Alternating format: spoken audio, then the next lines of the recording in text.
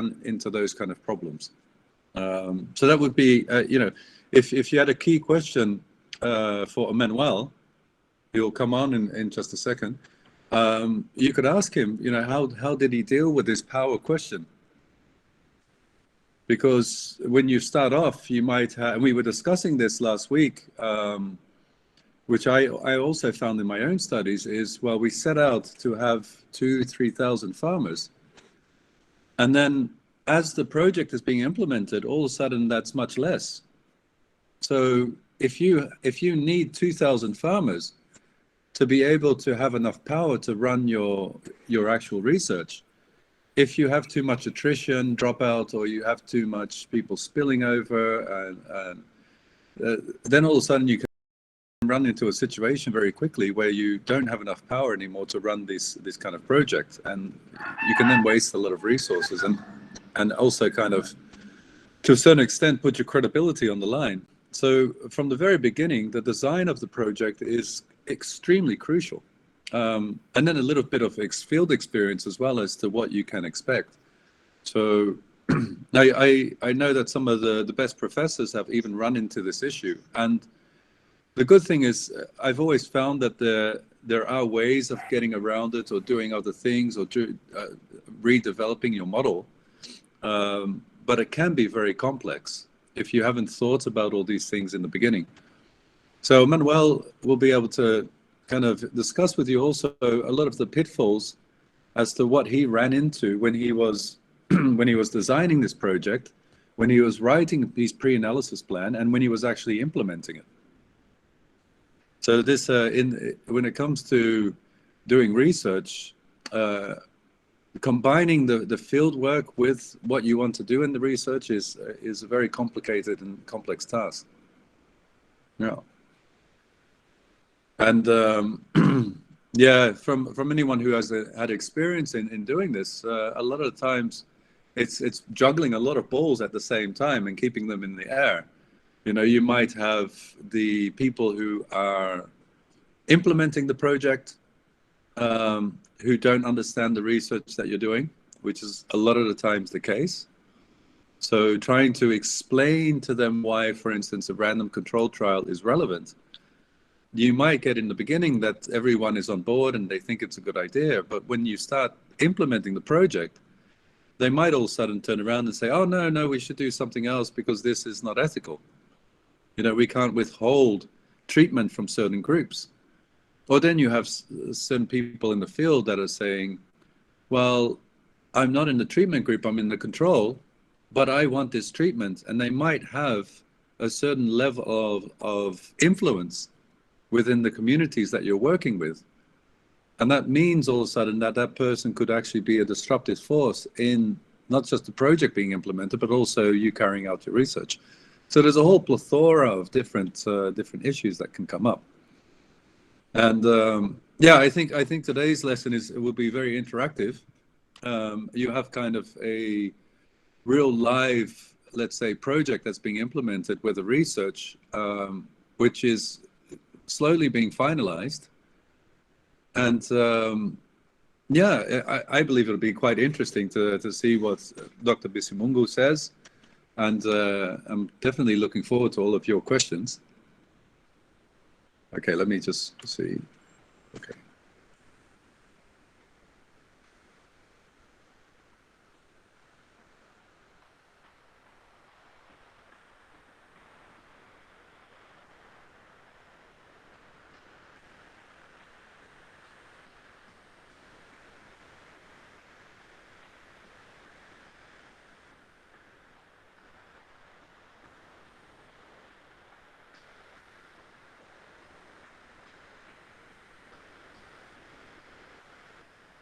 Okay. While we're waiting, does anyone have any questions for the last few lectures that we've had?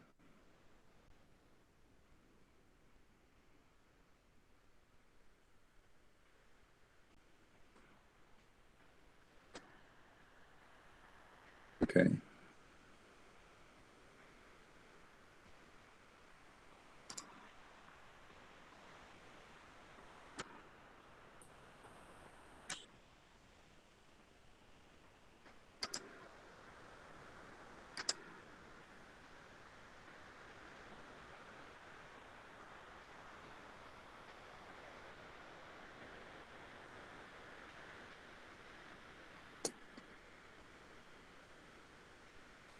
Everyone is still very quiet.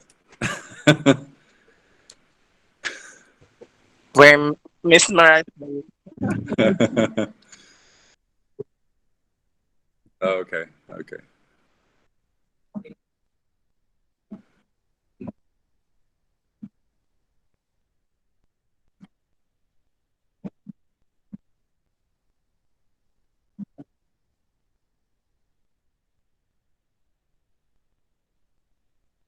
Okay.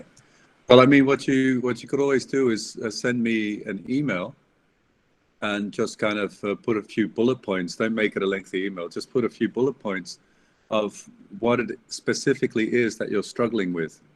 And then what I can do is I can try to tailor the lecture a little bit more, focusing on giving those kind of examples, or at the same time going a little bit more into depth with, let's say, just clear kind of examples of how this works in the field, or more visuals. Or maybe I can send a few more links to different YouTube clips where other professors are explaining it. I know that when I was struggling a lot with this kind of material, I found YouTube to be very useful in just going back to a kind of an intuitive feel of what it is specifically that they're talking about. A lot of the times also when we're talking about factorial designs and things like this, just to go online and have a refresher or have someone explain it in a different way can always be extremely useful. Oh, okay. Yeah. Okay.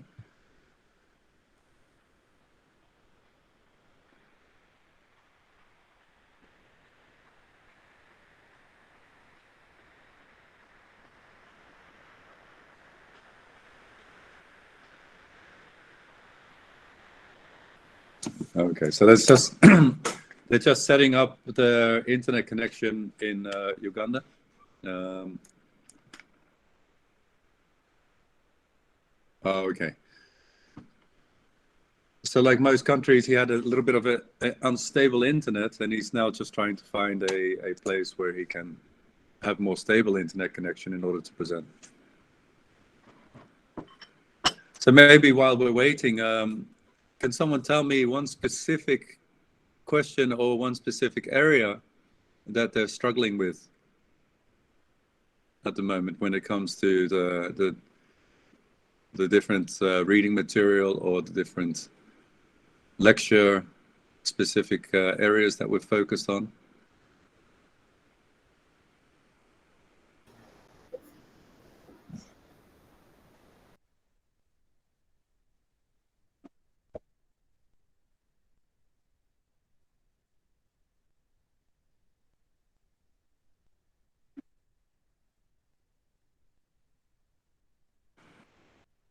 Oh yeah, no, that's great. So yeah, so I'm still trying to figure out exactly how best to do this. I think probably what I'll come to is I'll give you all a case study, and I'll separate you into different groups, and then I'll give you a range of different questions that you have to answer, which is in relation to that case study, which will test a little bit of your knowledge.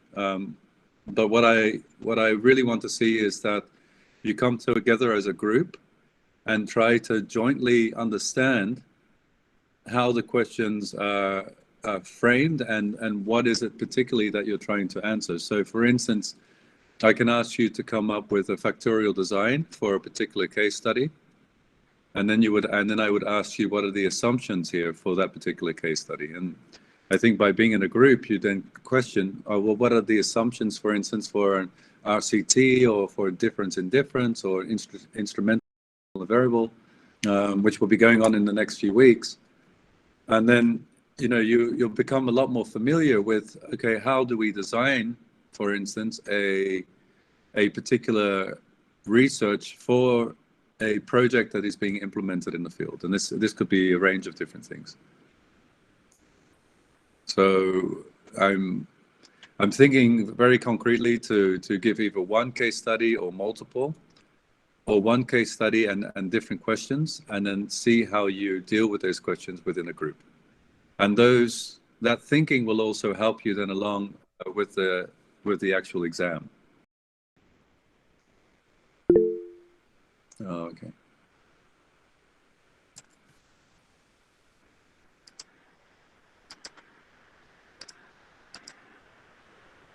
But is that clear, Jante, or did you? Yeah, yeah. I think it will just help you to kind of dive more into the reading, but to come up with something more practical as well. Like I said, when you read a lot of this material, it sometimes seems a little bit abstract. And what I felt helped me a lot is when I put it into perspective. So how do you actually do that in the field, or how do you do that against a real life situation? And and this will happen a lot, of course. Excuse me. As social scientists, where maybe in your work there's a project and someone comes to you and says, "Well, we want to do a research. What can you suggest?" And like I said on the onset of the lecture, the first thing that should pop into your mind is, okay, so what is it that you're, as a project, trying to achieve? And if we take, for instance, an agricultural project, a lot of the focus is on increasing farmer income. So from a project perspective, you would say, okay, so how would you go about doing that? And one would be, well, let's give the farmers training.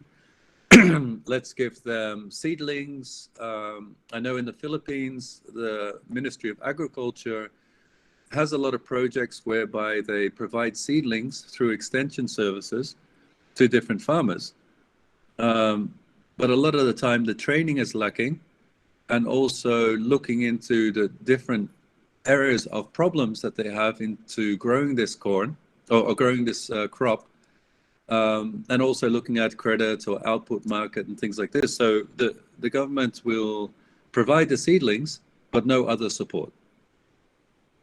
And if someone was to come to you and say, well, this project is focusing on increasing the income of farmers, then how would you design a research around that? So that could be a key question. And if you're working as a civil servant in a government position, this could happen a lot, whereby, they could ask you, for instance, as a project manager, to do monitoring and evaluation. But the monitoring and evaluation that you do for a project is very different than you would do scientifically. And I think that's what we were discussing last week a lot, is saying, well, there's really a juxtaposition, or let's say a kind of tension sometimes between what a project says that it's achieving and what in reality it's actually achieving.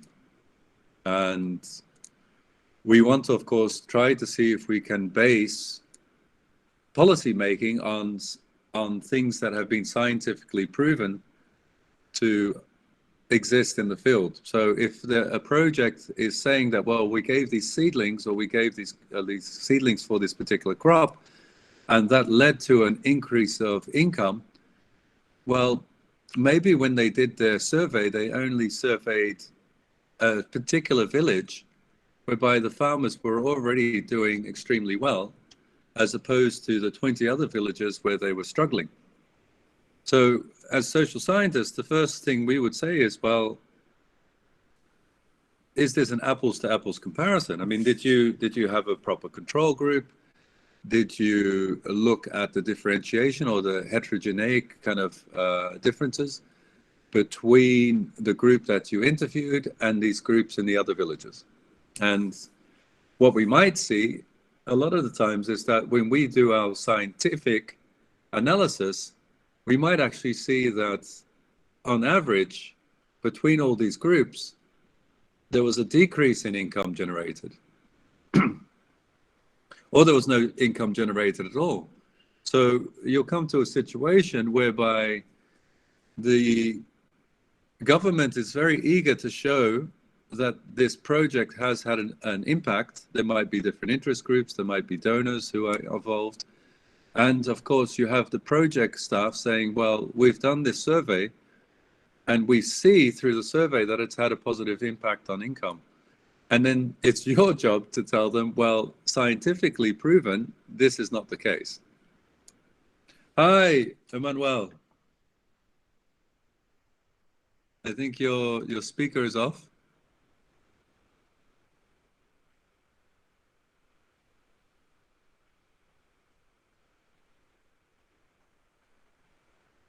I can't turn it off for you, unfortunately, but your microphone, yeah. Yeah. Okay, so you can hear me. Yes, I can hear Don. Just hold on just a minute. The guy is about to arrive here. I came here for stable internet. Just give me a few minutes, please. Sorry about this inconvenience. Yeah. He's almost getting here. I think he was stuck in a jam. Okay. Jam today was a problem. Yeah. So I'm here waiting for him, but he's about to get here. Okay. Okay. Thank you. That's no problem. I was just discussing with the students the issues that we face when trying to implement the research. Yes. And then one of the things I was saying is that a lot of the times with different projects, especially if you're a civil servant, you might be handed a particular project, and the monitoring and evaluation, for instance, in agriculture, they might say, okay, we're trying to see that the project that we've implemented has had a positive impact on income generation. Yes. Income. So a lot of the projects are a lot about trying to find a way to increase the welfare and the income generating capacity of farmers. And what I tried to explain is, as social scientists, we have to, of course, abide by certain conditions when we do research. So for an RCT, we're trying to do an apples comparison. And if a project comes and they've done the monitoring and evaluation, and they want to do some research and show, look, we've had this amazing result, and we've been able to increase the income of these farmers. Yeah. If we've done our research and we've shown that actually there's been no increase or actually a decrease, there might be some conflict in how we present. And absolutely. And when we present, of course, there's going to be people that are not very happy, and they're going to be very crucial and very critical about our findings and the way that we did our research. So, of course, this is a complexity in the field sometimes. Yeah. Let me talk about something actually that is related to what you've just said. Yeah. So when I was still in the field, actually, I think I was almost concluding the field work. So I was compelled to present preliminary results from the field. But remember, I presented some results from a part of the data, which wasn't really, I didn't have the full data set. So when I presented, of course, I was, the picture that I tried to show from some of the analysis was indicating some negative results. So I had very, very serious questions about that. But the good thing is that I gave them a disclaimer that I cannot conclusively, confirm that these are the impacts that we are getting from the field, because I haven't concluded, the survey, and I still have a lot of data that I need to analyze. So this is exactly what you're talking about. Yeah, so you found a diplomatic way to kind of get out of that line of questioning by saying, well, I haven't fully concluded my research yet. Yeah, exactly. So yeah, it's true, because you are sometimes pushed to show positive results. Yes. And if you don't, and I think this is a reality check for a lot of people, you might run into a situation whereby the donor won't be giving repeated funding. Yeah, but you see, there is now we have a challenge that I think a lot of data mining used to happen before. Before this registering pre-analysis plans, actually, that idea was put in place. So the idea of having a pre-analysis plan is to make sure that all of the methodologies that you put in place, the hypothesis that you want to test, must be, must be those ones until you find the results. So if you don't find any impact or negative results, you must report it the way it is. Yeah. But of course, in the ears of the project manager or implementers or the donor, of course, that's a bad thing. Unfortunately, it has to, I mean, you have to present it the way it is. Yeah, no, exactly. Yeah. I thought maybe just let's start a little bit, Manuel, with an introduction. So So everyone, this is Manuel. Manuel, this is the fabulous group of students from the Philippines, the University of Southern Mindanao. Some of them have quite prominent positions already in different universities and also in schools and teaching, and also some government posts. So Manuel has been doing a wonderful study in Uganda. But yeah, maybe I'll let you introduce yourself and a little bit of your background, Manuel. Okay. Thank you so much. Actually, the gentleman has arrived, so I will just move to his office now. Oh, okay, no problem. Okay. So we'll just wait. We'll wait with the introduction. Okay. Yeah. So everyone, you can see what we were discussing last week about data mining, and I think that of course, an academic community, we saw that a lot of the studies that were being financed by different interest groups were particularly done in such a way that they would ask for people to look into their data until they found a result that met certain interests within the donor community or within the group that was funding. And I mean, we can argue a lot that this has happened in the past, and maybe to a certain extent it still happens. You can sometimes look, if you read books about what happens in the pharmaceutical industry, that studies are financed in a particular way because they want to show that a certain drug that's being tested has a particular effect. And of course, if we look at the huge amount of resources that are being put in, they will continually run clinical trials until they have a certain result which is for them convenient. And we've seen this a lot also in development work, whereby donors want to show that, or governments or other interest groups want to show that a particular project has had the desired impact. And the way that social scientists are then used to saying, well, go into the data and continually look until you find a result that you can present to us, which shows a certain impact of this project, which is convenient. And like Emmanuel was saying, there's a lot of scrutiny also to social scientists as to, well, how did you do your data? How did you do your research? Is it plausible? Are you a good researcher? All these things will come up when you don't kind of adhere, let's say, to the vested interests of those who are financing the project. And one way of getting rid of this kind of this leaning towards data mining or using information in a particular way is that you do a pre-analysis plan. So you justify exactly what you're going to do in the beginning. You look at what hypothesis. It also helps you to kind of really define what it is that you're looking for. And of course, you're sharing that with the academic community as by saying, okay, this is what I'm going to research. This is the methodology that I'm going to use. And this is, at the end of the day, this is more or less what I hypothesize will happen. And this could be a range of different things that you could think of, but it really challenges you to also think about, like what we mentioned last week, is what is the theory, and are you consistent with that theory, or are you opposing that theory in such a way that you're trying to state that there's a new theory that you're trying to justify through research. So a lot of the times we're trying to say, okay, this is our theory, this is the way that we feel that the world works, and that theory can sometimes be challenged by the results that we have in our research. Does anyone have any questions?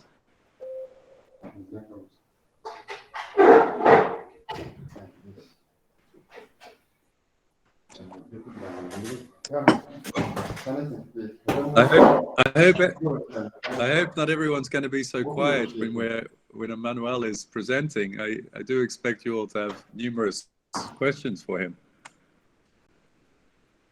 We can't be the only ones talking. Yeah, so I think I can share my presentation. Fantastic. Yeah.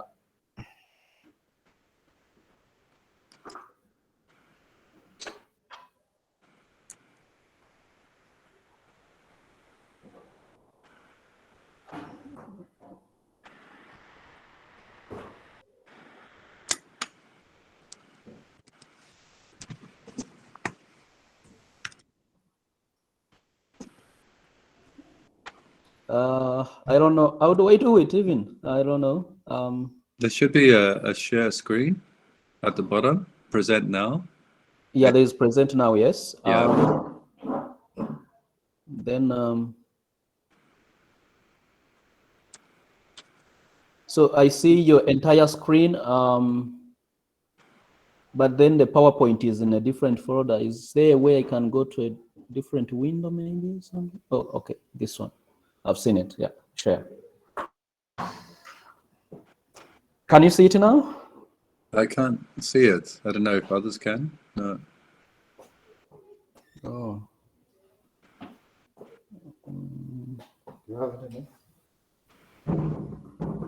Oh, here we go. Yep. Oh, you got it? No, it was pending for a little bit, but. Okay, just hold on. Let's see.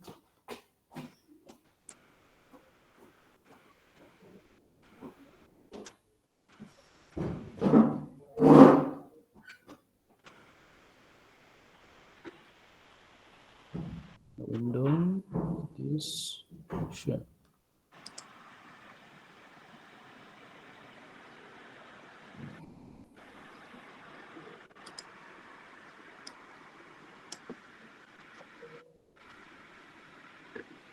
Can you see it now? It's oh yeah, here we go. Okay, great. I think if you go to the bottom and you do a full screen, then yeah, I did actually. I did. Oh, yeah. Oh, okay. Yeah. Yeah. Can everyone see the presentation? Yes, sir. Yes, bro. Yes, sir.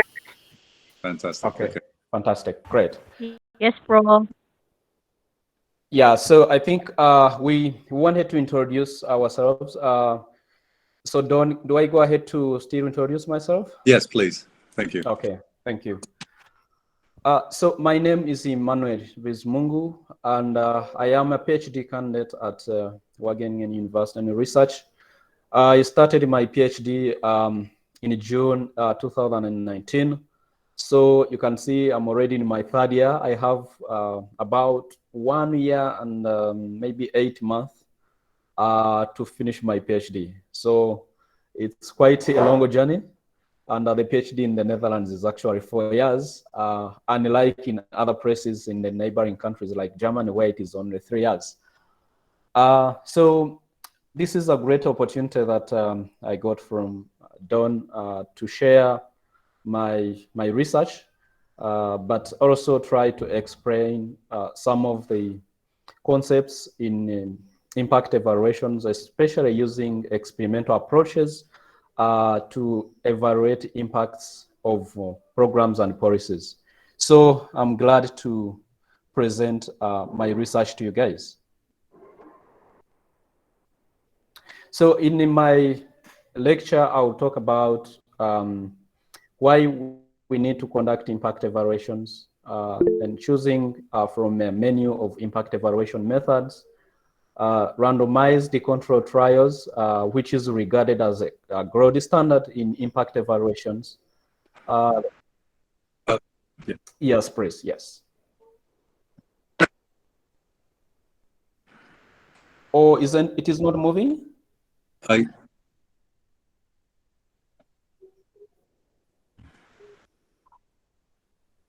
Oh.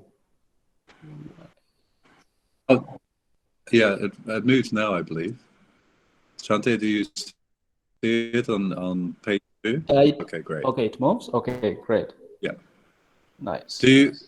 Emmanuel, do you want people to just wait until you finish the presentation, or just that they can at any time kind of answer you? No, I like this to be sort of interactive. So Okay. it's good, I think, if people can chip in if they have comments or questions. Please ask questions if you haven't understood anything that you think I can explain. Please ask. I will try my best to explain. Fantastic. Okay, great. So everyone you heard, don't be shy. Just ask. Go ahead and ask questions if needed. Thank you. Yeah. So yeah, so then I will talk about stepped wedge cluster randomized control trial designs. Just one more thing. Sorry, Manuel. I see that people are raising hands. You probably can't see it. So Noor Ali, if you have a question or anyone has a question, just please feel free to ask. There's no need to put up your hand because I don't think that Manuel can see that. I actually can't see that. This is my first time to use a platform like this. Okay. But I don't know if there is a possibility for me to see whoever is raising a hand, asking a question. I don't know. Is that possible or done? I don't know either. I just saw that there was a hand raised, but that's why I said, if anyone has a question, just please go ahead. But Noor Ali, you have your hand raised. Did you have a question? I am really sorry, Prof. I just raised the hands. Oh, okay, by accident. Okay, so no, okay. So for I'm everyone, sorry. yeah, if you, that's fine. Don't worry. So if everyone, I won't react, or we won't react to you putting up your hand. If you have a question, just please feel free. And yeah, okay, great. Thanks, Emmanuel. Please continue. Okay, great. Yeah, so then after talking about stepped wedge cluster randomized control trial designs and all of the processes that are involved in that, I will be talking about compliance, and then I'll talk about analytical methods that I used in this, and then I'll show a little bit of some of the results that have come out of out of this analysis that I am undertaking. And then after that, we shall having Q&A where people can have the opportunity to ask questions to make sure that they understand these concepts well. So I want to pose a question to people. Like I said, I want this to be interactive. So why do you think we need to conduct impact evaluations? So this is a question that I pose to you people. Why do you think we should be conducting impact evaluations? Investing all of the efforts, all of the resources to do all of this work? Why should we be doing this?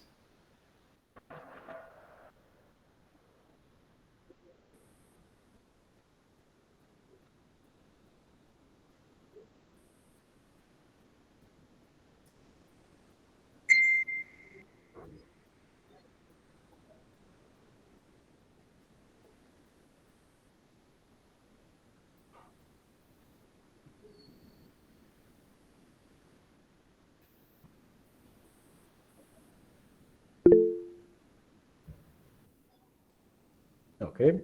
Yeah, that's Hello, one of the sir. views. Yeah.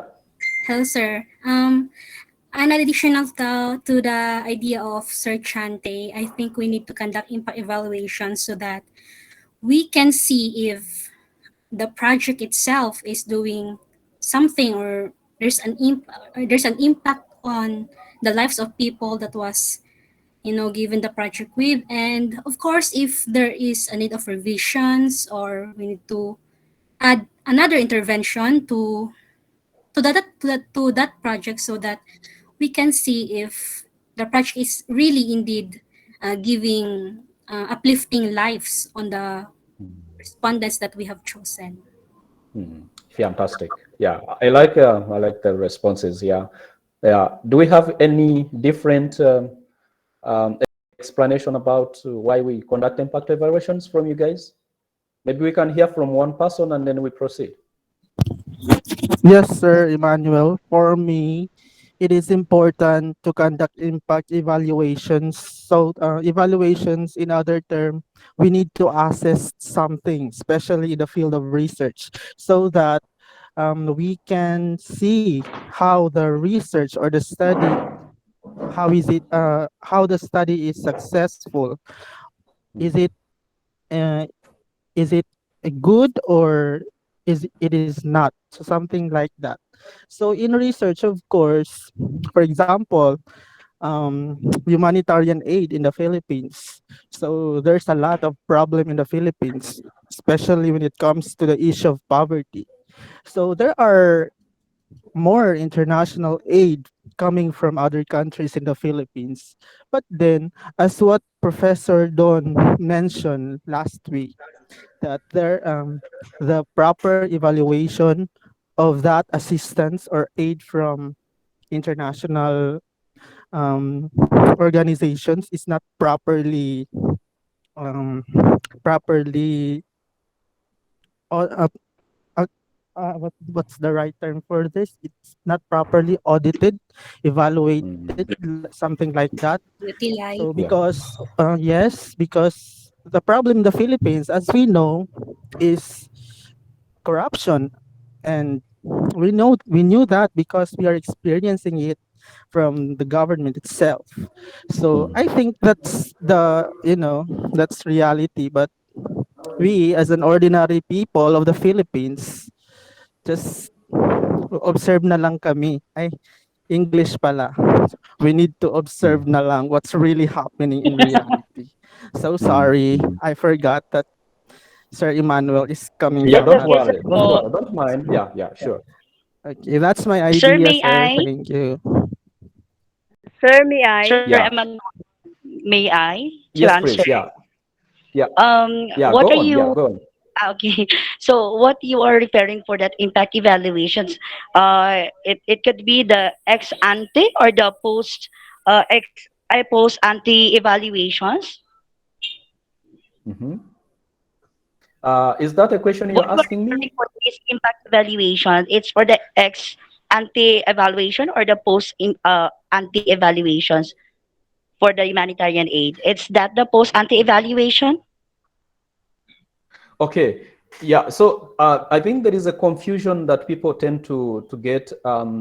People tend to confuse impact evaluations with monitoring and evaluation.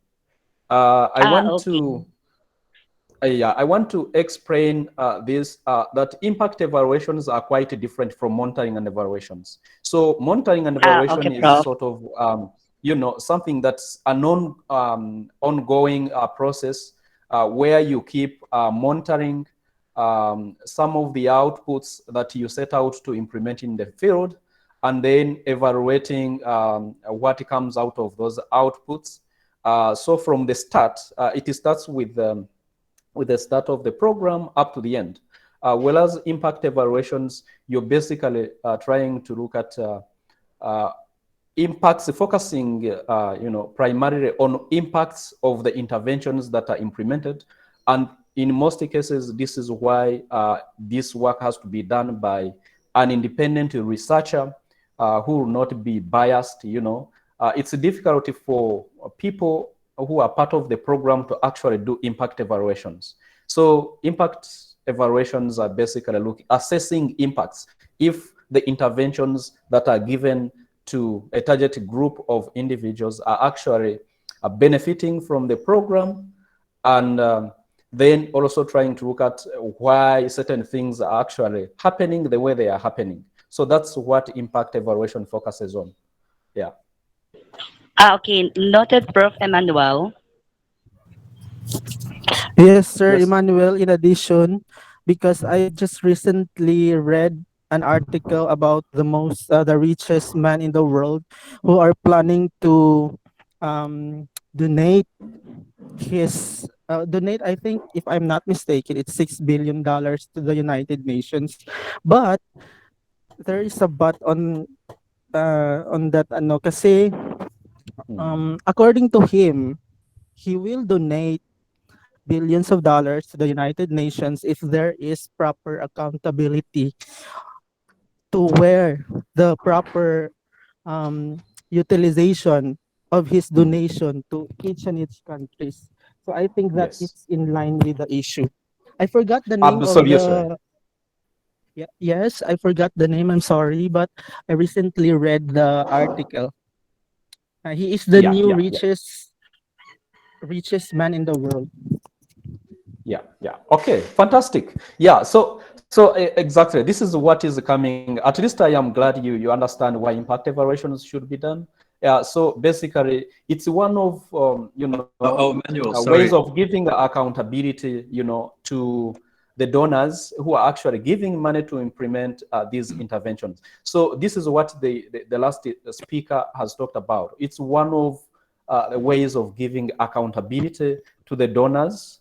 But also, the other reason why we do impact evaluations is really to see if, for example, innovations that maybe a project initiators think can create impacts are actually effective in creating the changes that they want to see. For example, in this program, the CRAFT program that I am working on. So one of the aims of the program was to raise incomes of smallholder farmers who are engaged in the different value chains that are supported by the Dutch Foreign Affairs, I think. There are lots of millions of euros that have been invested to have farmers access different incentives to make sure that they have better incomes from growing different crops. For example, my focus is soybean, but there are other value chains that are supported. Yeah, so basically it's one of the ways of assessing effectiveness of what works and what does not work, and why, if something works, why does it work? And then also giving accountability to the donors that are actually giving funds to have such programs implemented. Yes. Manuel, someone just asked if you can put the reading mode on. It should be up the top near notes or slides. Do you see that? How to do it? Just a minute. The reading mode instead of slideshow. I think that might be easy. Reading mode. Let me see. That icon beside the slideshow, Emmanuel. So Sorry? it's that little book next to the slideshow. If you go down Next to slideshow. Yeah. Okay. So there we go. I didn't. Prior to slideshow. So the one left of the slideshow at the bottom right. Yeah, I think the one next to it. I am not seeing that. Oh no! So you have the slideshow button, and then next to that, Yes. yeah, and then the next one to the left, the one to the left of that. This one? Right, yeah. No, the one that to the right. No, the one to the right. One more. One more. Yeah, that's this one. Reading view. Yeah. Like there this. we go. Okay. Oh, okay. Fantastic. That works Okay. better. All right. Thank you. Okay. Cool. Yeah. So then I think let's move on to impact evaluation methods. I think Don has already covered some of these things. So in impact evaluation, we have quasi-experimental methods, and that involves propensity score matching techniques. I'm sure Don has covered some of these things, and then we also use difference in difference methods under the quasi-experimental methods. We have the regression discontinuity, and we have a variety of others like endogenous switching regression. We have, there is also something that I think was introduced recently, endogenous, exogenous switching regression. And then we have experimental methods where we basically use randomized control trial designs. And this is where my focus is for today. So the RCTs are regarded as the gold standard for a reason that they try to isolate impacts of programs or policies that are implemented among target groups of individuals, they are quite unique and very strong compared to those other quasi-experimental methods, because you can comfortably, attribute impact to the interventions implemented among communities. And normally the big question that is asked by many people is how people can be sure that the impacts observed as a result of interventions being implemented are actually due to the program or project that is being implemented. That's a big question that everyone asks almost. And so this is where RCTs are very powerful because they actually show that the impacts that we see can be attributable to the interventions or the program. And so the RCTs involve random assignment of the intervention to project beneficiary groups or individuals and non-beneficiary groups, the ones we normally call control. So you have people who are assigned to receive interventions, but you also have those who are assigned to not receive the intervention. And the process, this whole process of randomization is done to make sure that you don't bias, that so and so maybe should be selected to be part of the program following a certain criteria. No, everything is done randomly to make sure that the selection into the program is not biased by certain parameters. So one experience I can share, for example, the program has a monitoring and evaluation manager, and they also collect data, but the way they select people is sort of can lead to biased results. For example, they target a certain group of people. For example, they target, like, let's say we want a certain share of youth who fall in a certain age bracket. Then they say we want to target a certain group of women, and then we want to target a certain group of men. So you can see for them, the way they select people to participate in research is by looking at certain parameters. So I want to say that for RCTs, you assign the intervention to beneficiaries and non-beneficiaries randomly without following a certain criteria, so that if you're attributing impacts, you can be able to compare both groups. Now, if at the baseline period, which is before beneficiaries are exposed to the program or the project, the characteristics of beneficiary groups or individuals are similar to the characteristics of non-beneficiary groups or individuals, which is the control. Then we can be confident that any changes we observe as a result of the interventions after the project are due to exposure to that particular project only. So this is where RCTs play a very critical role. So one of the key assumptions that we normally make in these randomized control trial designs is that there could be other programs that are implemented in the communities. For example, we have CRAFT program that is implemented in Uganda, covering all regions of Uganda. But of course, there are other programs that are implemented that are not part of CRAFT from other NGOs or even government. So one of the assumptions that we normally make, I think, which is key, is that if you've done randomization well, we assume that these external programs will affect project beneficiaries and non-project beneficiaries, which is the control, in a uniform manner. So, which means the impacts from these external programs can cancel out. So I hope this is clear to you guys. Do you understand the point I'm trying to make here? I think it's important you get this point clear.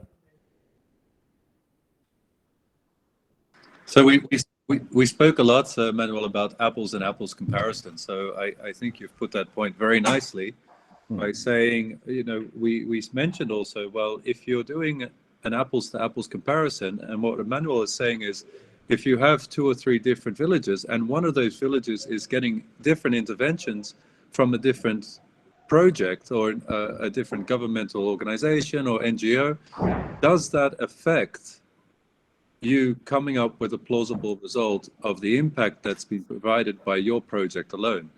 And that comes up a lot in questions, because if we do, for instance, a difference in design, we might not, at the end of the day, be doing an apples to apples comparison anymore.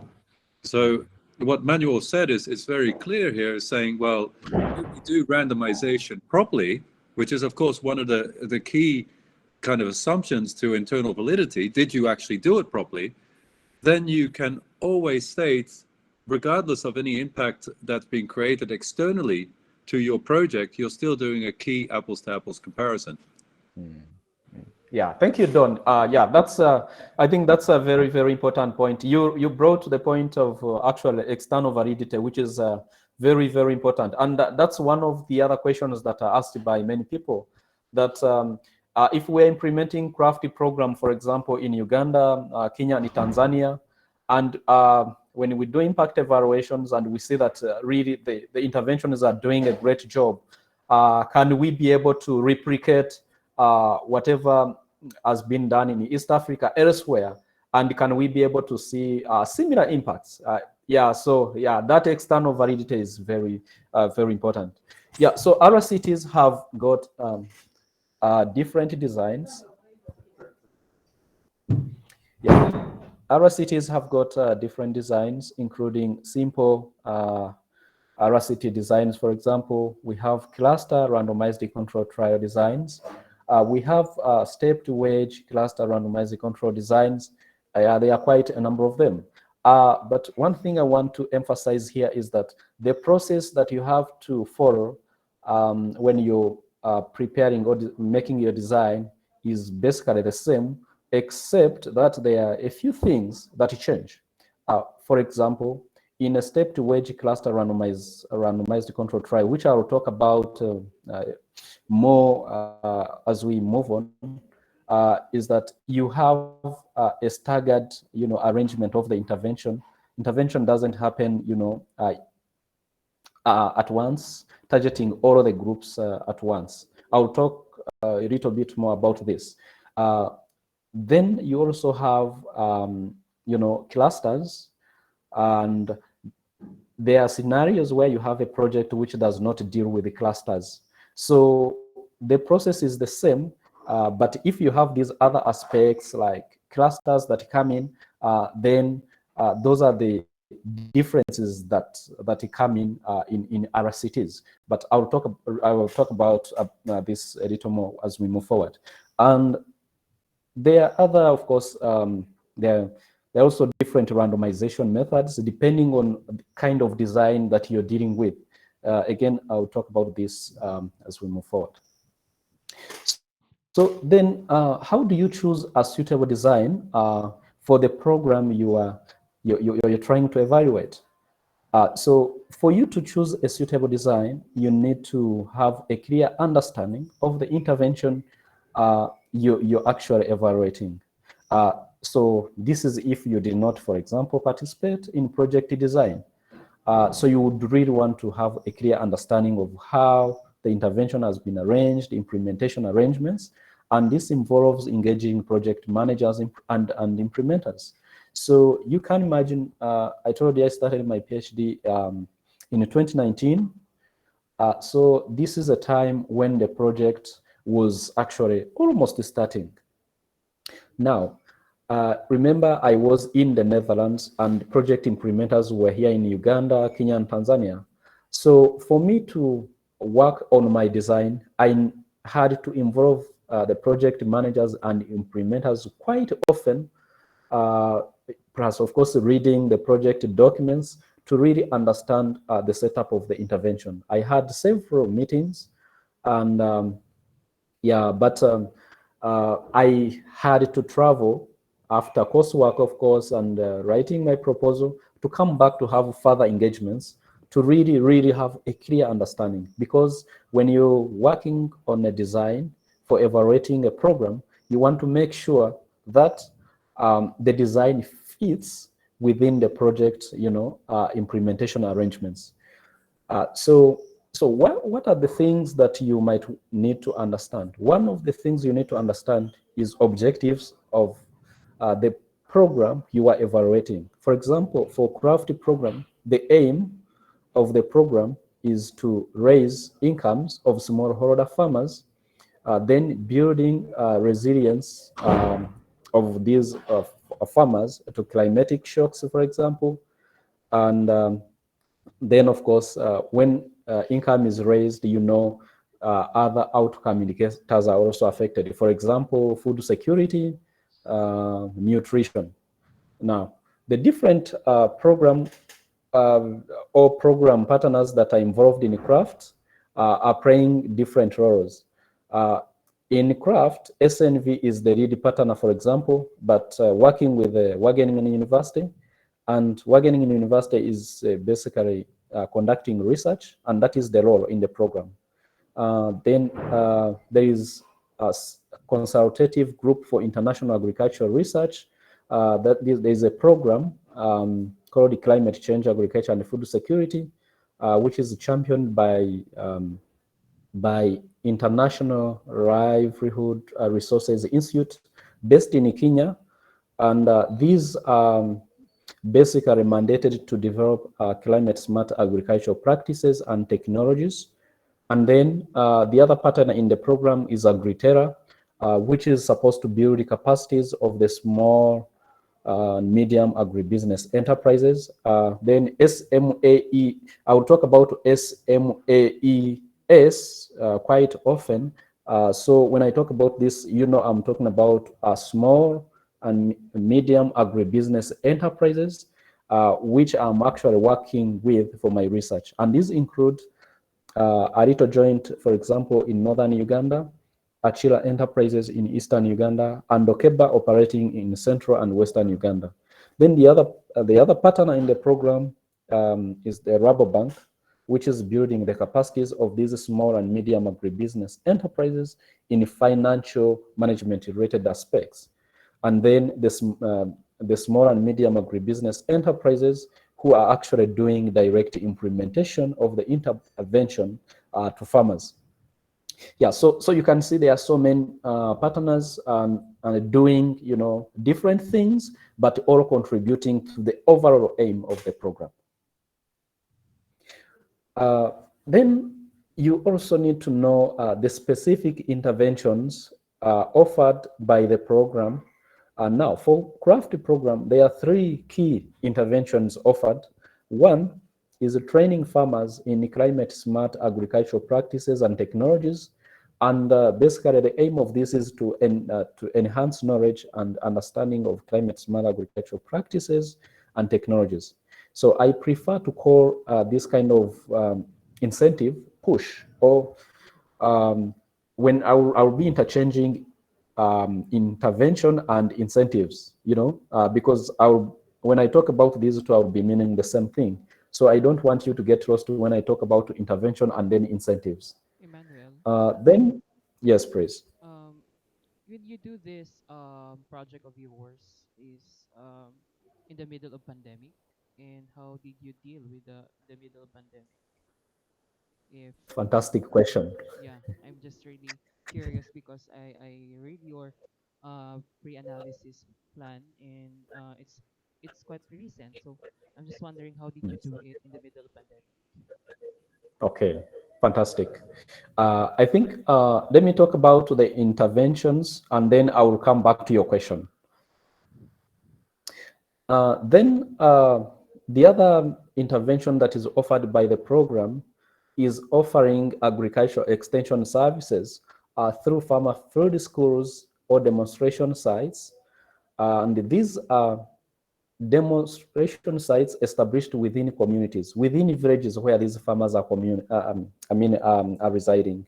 So these small and medium agribusiness enterprises are basically, you can call them companies that organize farmers in groups and to offer them these kind of interventions. So these farmers are located in villages, and so demonstration sites, what they prefer to call farmer field schools, are established within these villages so that it is very easy for farmers to come and learn. Basically, hands-on. They show them how to set, their gardens, how they should be planting in rows, for example, plus so many things, that you would call climate smart. Then smallholders value chain linkages through production or marketing contract. And basically, this is to enhance access to inputs or technologies and then markets. So these are small and medium agribusiness enterprises contract these farmers. They sign with them contracts, and these contracts are not necessarily written. Some are written, but they are also verbal contracts. So then farmers grow soybean, and then at the end of the harvest, then they supply back these small and medium agribusiness enterprises. And then the other incentive is value chain linkages to insurance. And basically, this is to enhance access to index insurance to safeguard farmers against climatic shocks, for example, prolonged dry spell, or excessive rains and floods. So before I talk about implementation arrangements, let me go back to the question that you asked. So how did I do all of this, amid COVID-19 pandemic? Yeah, of course, I've had a lot of challenges. For example, when I came back from the Netherlands last year in Feb, that's when COVID-19 started. So the purpose of my travel to Uganda was to conduct field work. So it was not possible to start field work, on time as I had planned. So I had to wait for the pandemic. We had a lockdown. I think we have 2 rounds of lockdown. So I had to wait, but I utilized it this time actually to write my pre-analysis plan. But so I had delays in conducting my baseline survey. And you can imagine I conducted my baseline survey around, I think around July, between July and September.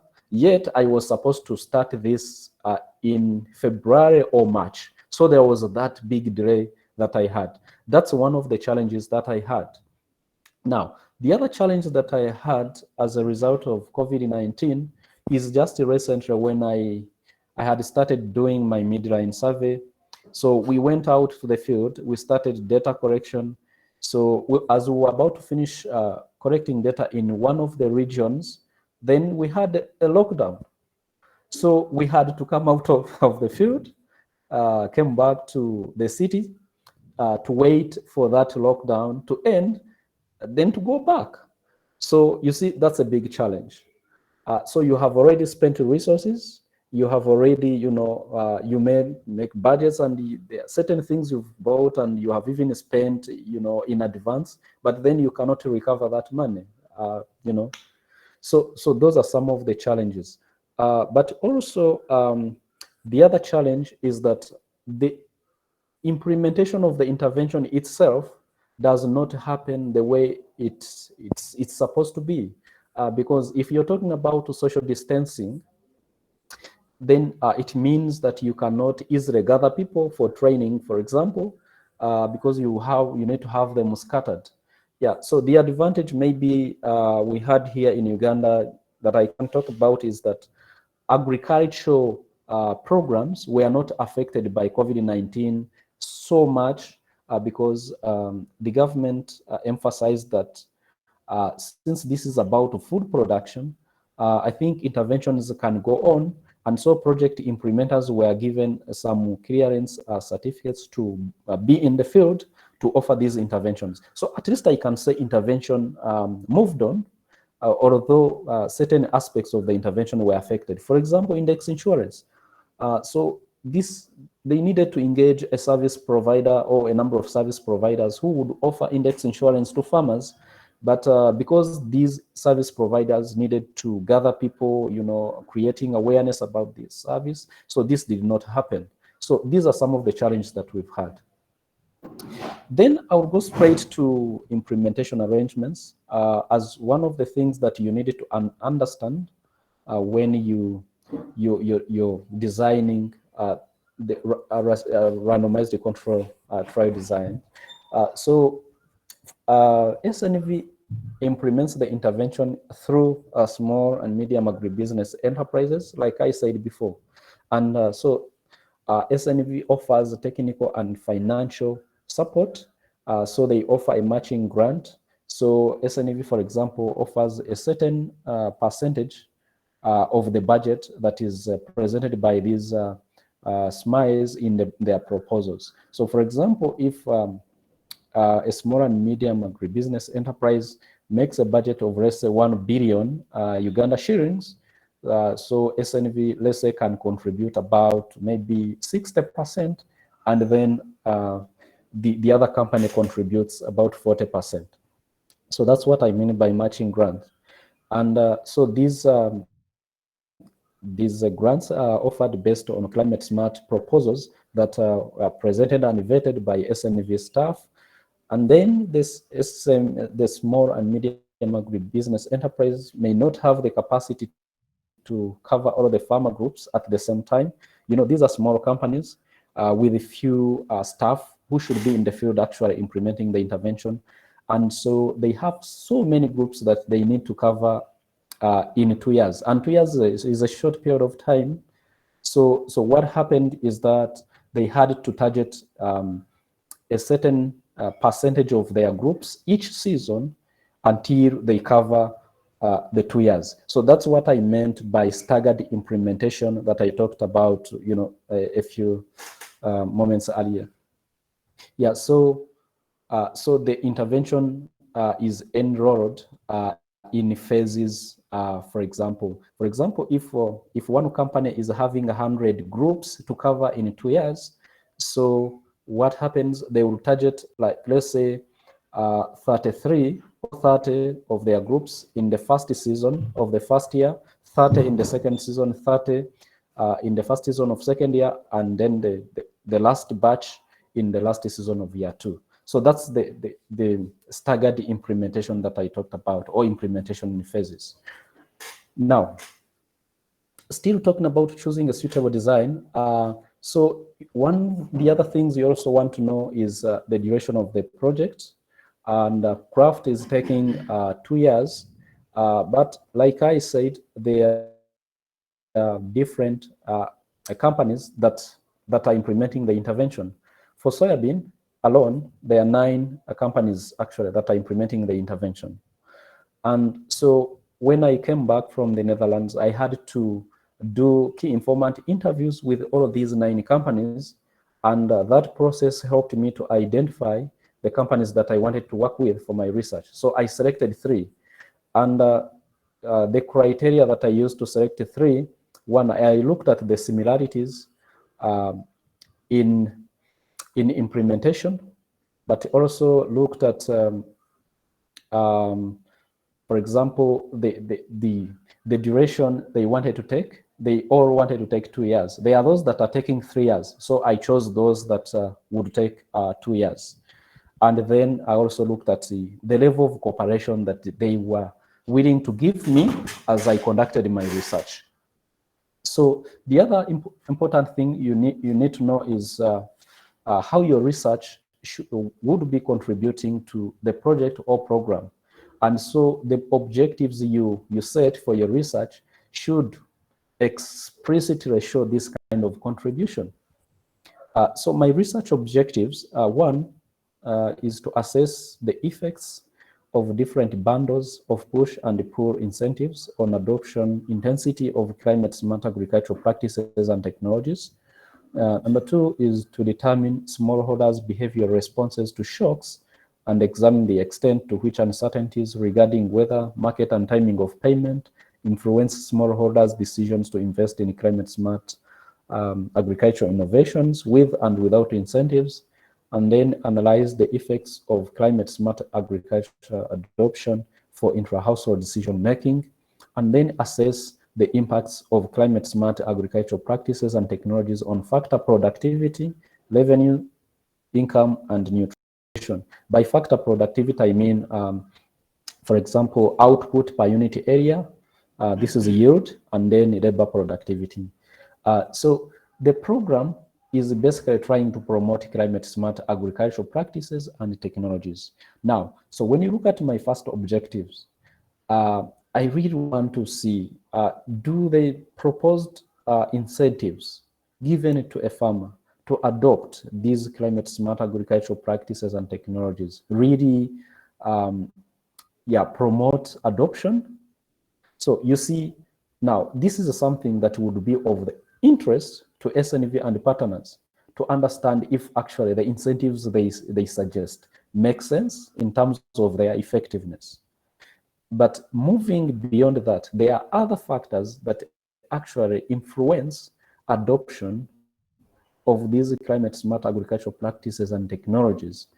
For example, weather changes that we are talking about. Here we are talking about, effects of climate change on adoption, for example, and the project wants to see how it can build the resilience of farming systems so that they are robust. So it is of interest, of course, to understand how these shocks are also affecting adoption. In a situation where there are incentives, and also in a situation where there are no incentives. And I think this is also something that would be of interest to the project partners. Also, one of the things that the project emphasizes is to have very many women actually participating in the program. Now, if you're promoting women involvement in the program, then you're going to have a situation where you have decisions have to be done by women, making decisions about buying, let's say, improved seed, also deciding where they should get the seed, but also deciding where they should sell. And things that involve decisions in a household, you have to agree, because a household is, an entity that is comprised of people. You have a man who might be the household head, or a woman who might be the household head, but then they have to agree and decide, together how they should be doing things. Now, so one of the things that we think can affect those decisions is adoption. So we want to really see how adoption of these climate smart agricultural practices and technologies, or climate smart agriculture, affects intra-household decisions. Intra-household decisions is basically looking at decisions within a household. And then, of course, one of the things that would be of interest to SNV and partners is to see now the impacts of these climate smart agricultural practices and technologies on yield, labor, productivity, revenues, and incomes, and then nutrition. And then this information, I think, can be useful to inform even future programs that they might want to come up with. Now, the specific intervention offered by the program should be clearly understood. For craft, there are three main interventions. I think this I'm going backwards. Sorry. Okay. So given understanding of the intervention, the research should then develop the theory of change. So this is your role as a researcher. You should develop a theory of change, following your understanding of the interventions and implementation arrangements, the patterns. So the theory of change basically focuses on how you move from activities to outputs, outcomes, and impacts. So basically looking at transformation from activities to outputs to outcomes and then impacts. Now, when you look at this picture, this is a very simple theory of change for my research. Of course, I have a bigger theory of change, but for this presentation, this is something I can present to you for your understanding. For example, you have treatment, which I call activities, and in those treatment, you have a push, and then push plus pull one, push plus pull two, push plus pull one plus pull two. Now, in push, I already said push is training and extension. And I prefer to call them push because they address the same thing, that is the knowledge constraints. And then I have pull one. Pull one is value chain linkages through contract. Then I have pull two, which is value chain linkages through index insurance. Now, for me, I think one of the gaps in literature is that many researchers have tried to assess effectiveness of incentives, but the sort of assessment that has been done is looking at basically one incentive without, bundling the incentives. So one of the hypotheses you can put across is that someone who is exposed to one sort of incentive, which is training and extension, might not be, might not be able to adopt maybe climate smart agricultural practices and technologies as someone who is exposed to more than one. So let me use an example of COVID-19 and the vaccination. For example, someone receives one dose, okay?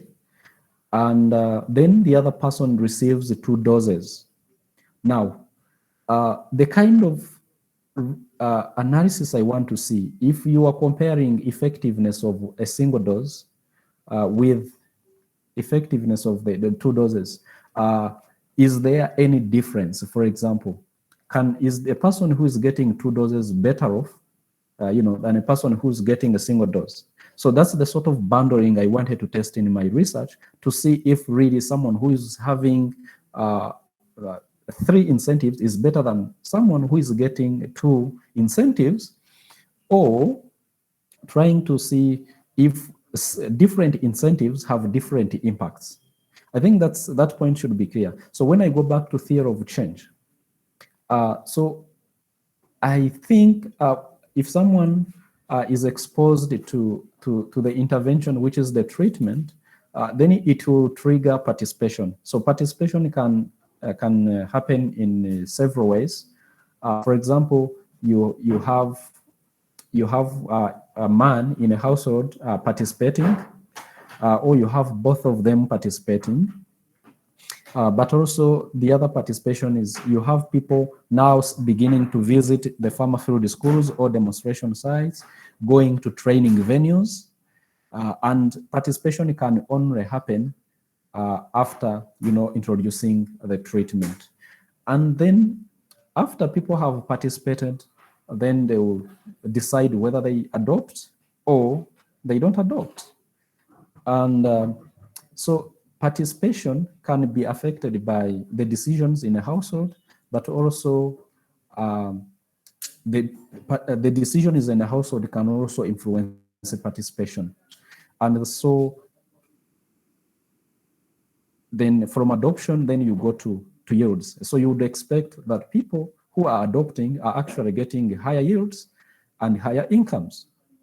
Yeah, but besides the interventions, how you move from the activities to outputs, outcomes and impacts, there are other actual factors that affect participation, adoption, and yield. And some of those factors could be whether proximity to services or markets, for example, market to inputs, market to outputs where they are supposed to be selling. So you have to put all of these things into consideration. And now this is where RCTs are important. So you're doing an experiment where these other factors, you want to make sure that these other factors are the same, apart from, of course, those that you cannot control, like weather. You cannot know what will happen today compared to what happens tomorrow. Yeah, so bundling incentives also helps us to explore complementarities and suitability of the incentives. So I'll talk about this when I go to the results section. Then, so let me talk about the stepped wedge. When the picture you see here is the sort of design that I have. So when you look at this diagram, you see that in year 1, the craft program is offering push incentives. And then it is also offering pool one incentives, which I call the value chain linkages through contract. And so, like I said, implementation is done in phases.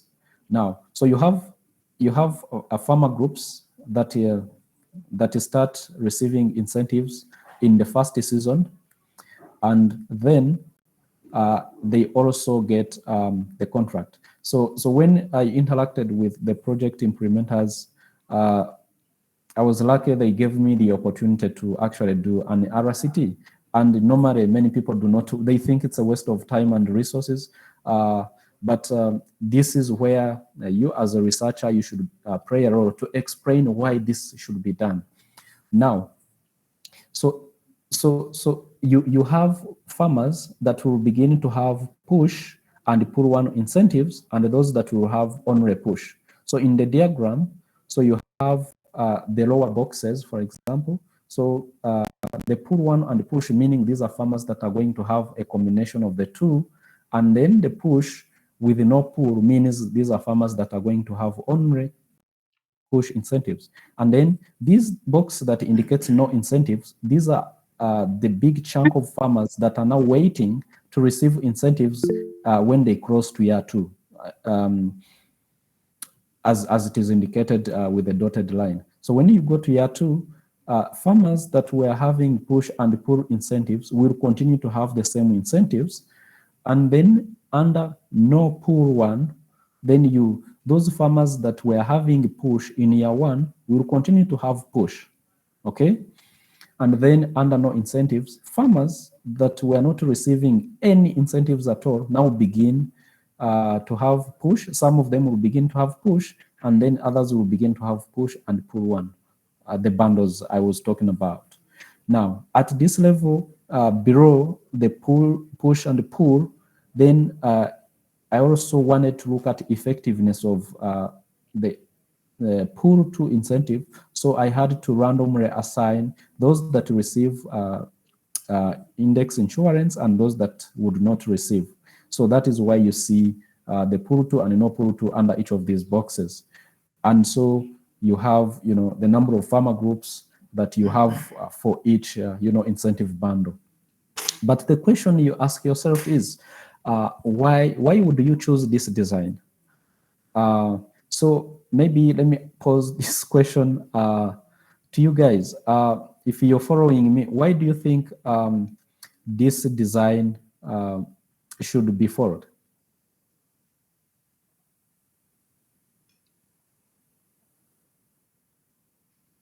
Are you getting me? No, it's very clear, Emmanuel. Thank you. I think the students are maybe a little bit questioning as to what other design you could have chosen, and whether or not that's what you said is of course you have to convince the project staff that this is the best way to go. This is the best way to expend resources. Maybe the question would be, were you asked whether or not you could do it in a way which was cheaper, or would qualitative kind of analysis be just as effective? Maybe some of these questions. Okay. Thank you, Don.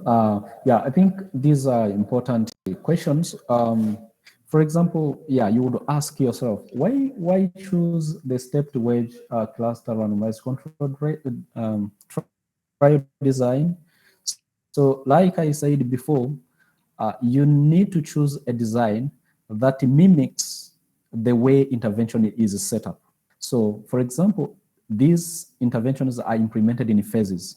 So if interventions are implemented in phases, the simple randomized controlled trial design cannot work in this case. For you, if you choose that, you can go ahead and implement it. But when you analyze the impacts, they will be biased. Yeah, you need to put into consideration of the fact that people are receiving interventions at different periods. For example, those that start with the intervention will be exposed to the program for 2 years. But then there are those that are enrolled later, let's say after 1 year. So that means they will be exposed to the program for only 1 year. So you need to take care of these differences in exposure to the program. And so the stepped wedge cluster randomized controlled trial design is suitable for this sort of intervention because of the implementation in phases. I hope this is clear. And so every cropping season, new farmer groups are enrolled in the program. So what are the processes that I have followed in this stepped wedge cluster randomized control trial design? One, this is something that Don has talked about. Maybe would qualitative survey, address some of these research questions that I am asking? Of course, qualitative survey alone cannot. Instead, qualitative survey is supposed to reinforce the quantitative, kind of methodology. So this is what we call triangulation. If you really to understand why impacts are happening the way they are happening, you would want to do a qualitative survey. So a qualitative survey normally helps to understand the mechanisms. How are these impacts happening? Which is something that the quantitative approach may not be able to give you. So I said when I came back, I started with the key informant interviews with the 9 small and medium agribusiness enterprises implementing interventions under soybean value chain. And so I selected 3. I think I talked about this. And then I obtained all farmer groups that each company was supposed to cover in 2 years, of course, including the number of farmers per farmer group. When I talk of a cluster, I will be referring to a farmer group. I'll talk about a cluster when I go to intra-cluster correlation, those calculations that you have to do. Then the next thing I had to do was to calculate, to do power calculations to determine the number of farmer groups or clusters that I would need to test a research hypothesis. I'll talk about this as we move forward.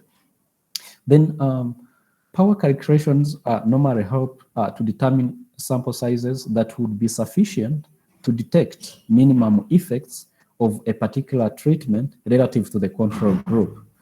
And now to perform power calculations, you need to have to determine baseline values for all outcome variables of interest.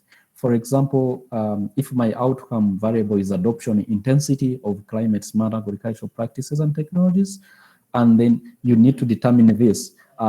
Before determining the baseline values, you may not be able to do power calculations. So normally, before you even do a baseline survey, you don't have the data. So you have to do a lot of work by reviewing literature, to review similar studies, to understand, adoption intensity of climate smart agricultural practices. It could be in your own country where the intervention is implemented or elsewhere. So then this helps you to get the baseline values. You could also do a pilot study if you can't establish these baseline values. Of course, there are challenges related with budgets. You may not have the budget to do a pilot survey. But normally, what we normally do is literature review. It is okay to get values from other countries in a different setup. This is for you to have a rough idea of the size of the sample that you would need that would detect the impacts you want to see.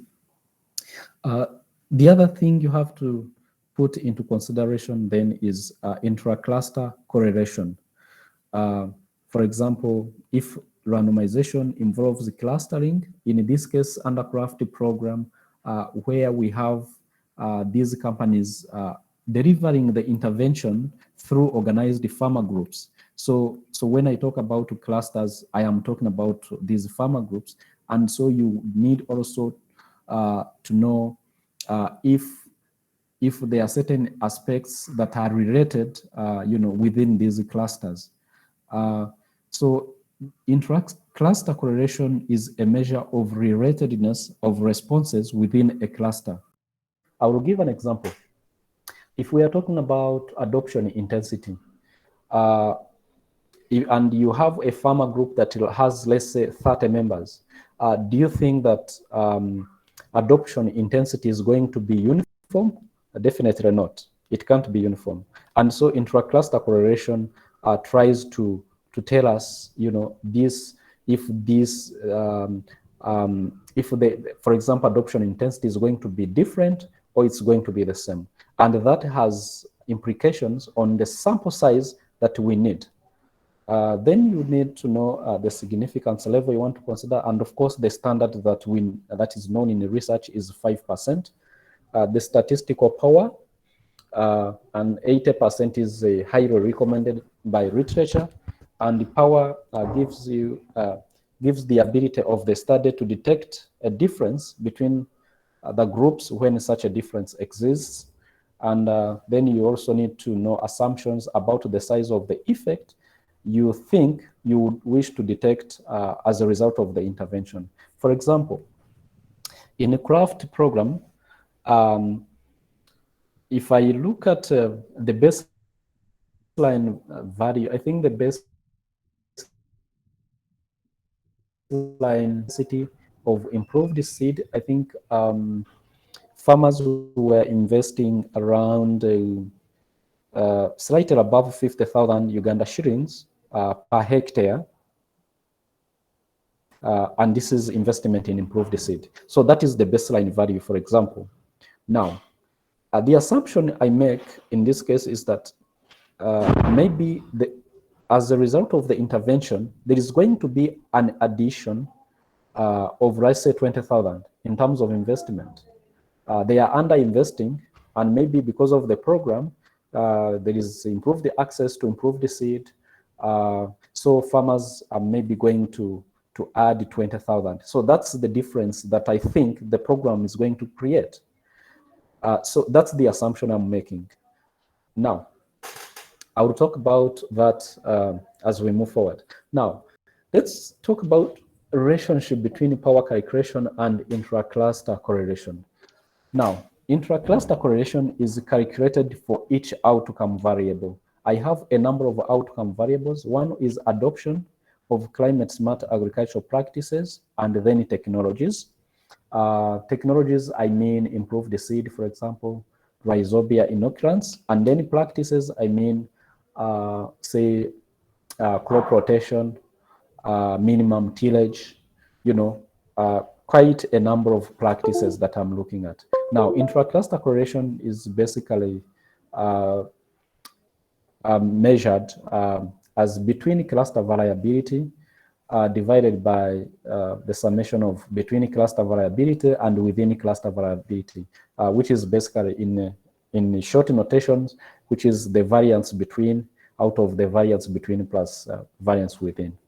So the bottom line is that if the intra-cluster correlation increases, you're going to need quite a big sample, because what this means is that you have, for example, a lot of relatedness within a cluster, and so in terms of finding the significance of the impacts you want to see, you really need a big sample to detect any small change within that particular group. If there is a lot of uniformity in some of the outcome variables, and then due to lack of data, for example, at the design stage, this intra-cluster correlation is normally assumed. You don't know it, you could determine this maybe from the baseline survey, but normally when you're designing the RCT, you don't know, you haven't done the baseline survey, and so you don't know the intra-cluster correlation. So this is normally assumed. For my study, I had the opportunity to repeat power calculations after the baseline survey, and of course, this gave me the opportunity then to precisely determine intra-cluster correlation for every outcome variable. You want to notice that intra-cluster correlation is used at the design stage of the trial to inform the sample size calculation, and so it is always important to actually go back after your baseline survey to redo power calculations so that you can have for example, if you want to register your design, it's important you redo power calculations, and then you have accurate sample sizes to see if you have a balance between those that are exposed to the intervention and the control group. It's important for those who wish to register their designs. Then that means then you have the design effect as a result of that intra-cluster correlation. And this is used to estimate the extent to which the sample size should be inflated to accommodate for the homogeneity in the clustered data, something that I've talked about. So you can see, for example, design effect, you have intra-cluster correlation in there, and then you have the average cluster size. So when I received all these farmer groups from these companies, I determined the average cluster size, and I realized the average size was 26. So C stands for average cluster size. So then the effective sample size would be M times K over the design effect, and M standing for number of subjects in a cluster. In my case, for example, I decided that in each cluster, I will randomly select 80 farmer group members. So that is the M. Then K is the number of clusters that you want to target. So you don't know the number of clusters that you need, for example, and this is why you need to do power calculations. It is the power calculations process that will determine the number of farmer groups or clusters that you need for your research. I will talk about this as we move forward. And so then the multiplication of M and K gives you the total number of subjects in a clustered study, for example. Sorry, this is not 1,320. I think it should be 656 if you multiply 8 by 82. And so the effective sample size, if you use these numbers, for example, you can see that you have, if you correct for intra-cluster correlation, you would come up with 112 as your effective sample size. But we're going to look at this in detail when I talk about power calculations. So power calculations involve running simulations to determine the sample size that would be needed to detect the minimum effect at a power of 80%. And as noted earlier, you need to make assumptions about the size of the impacts you think the intervention will have. And that is, of course, based on estimates from similar studies. And so when you look at effective sample size formula, you could fix M, for example, which is the number of farmer group members that I randomly select per farmer group. And then if you fix that, and you already know your intra-cluster correlation, then you can always play around to see the number of farmer groups that you need. So the number of farmer groups you choose will always alter the effective sample size that you need. So of course we are going to look at the relationship between these parameters, MK, design effect, then alpha values and p-values in the formula here. So this is a nice formula that is normally used while performing the power calculations, and it incorporates all those parameters that I have talked about. For example, you have N, which is the sample size that you need for every treatment arm. You need to know what a treatment arm. Let me take you backwards and you have to understand what a treatment arm is. So look at this diagram, for example, where you on the left-hand side, you have push, then you move down to pull one, you move down to push plus pull one, and then you go to pull two. So that is a treatment arm. The next is a treatment arm. So in this case, I have 1, 2, 3, 4, 5, 6, 7, 8. So in this case, I have 8 treatment arms. So when I talk about treatment arm, that's what I mean. Okay, go back. Okay, now here you have in this formula equation, you have the standard normal Z values for a significance level alpha, which is equal to 0.5. I think this is a statistics. This is something you know already. When you go to the statistics, those statistics tables, you can determine that the Z alpha over 2, the value that corresponds with Z alpha over 2 is 1.96. This is something you know. I don't need to spend a lot of time here. Then the Z beta, this is the standard normal Z value for the power of 80%. Again, when you look at those tables, you look at the corresponding value will be 0.84. And so when you still see intra-cluster correlation has still come in. So this is why it is important if you're dealing with clustered,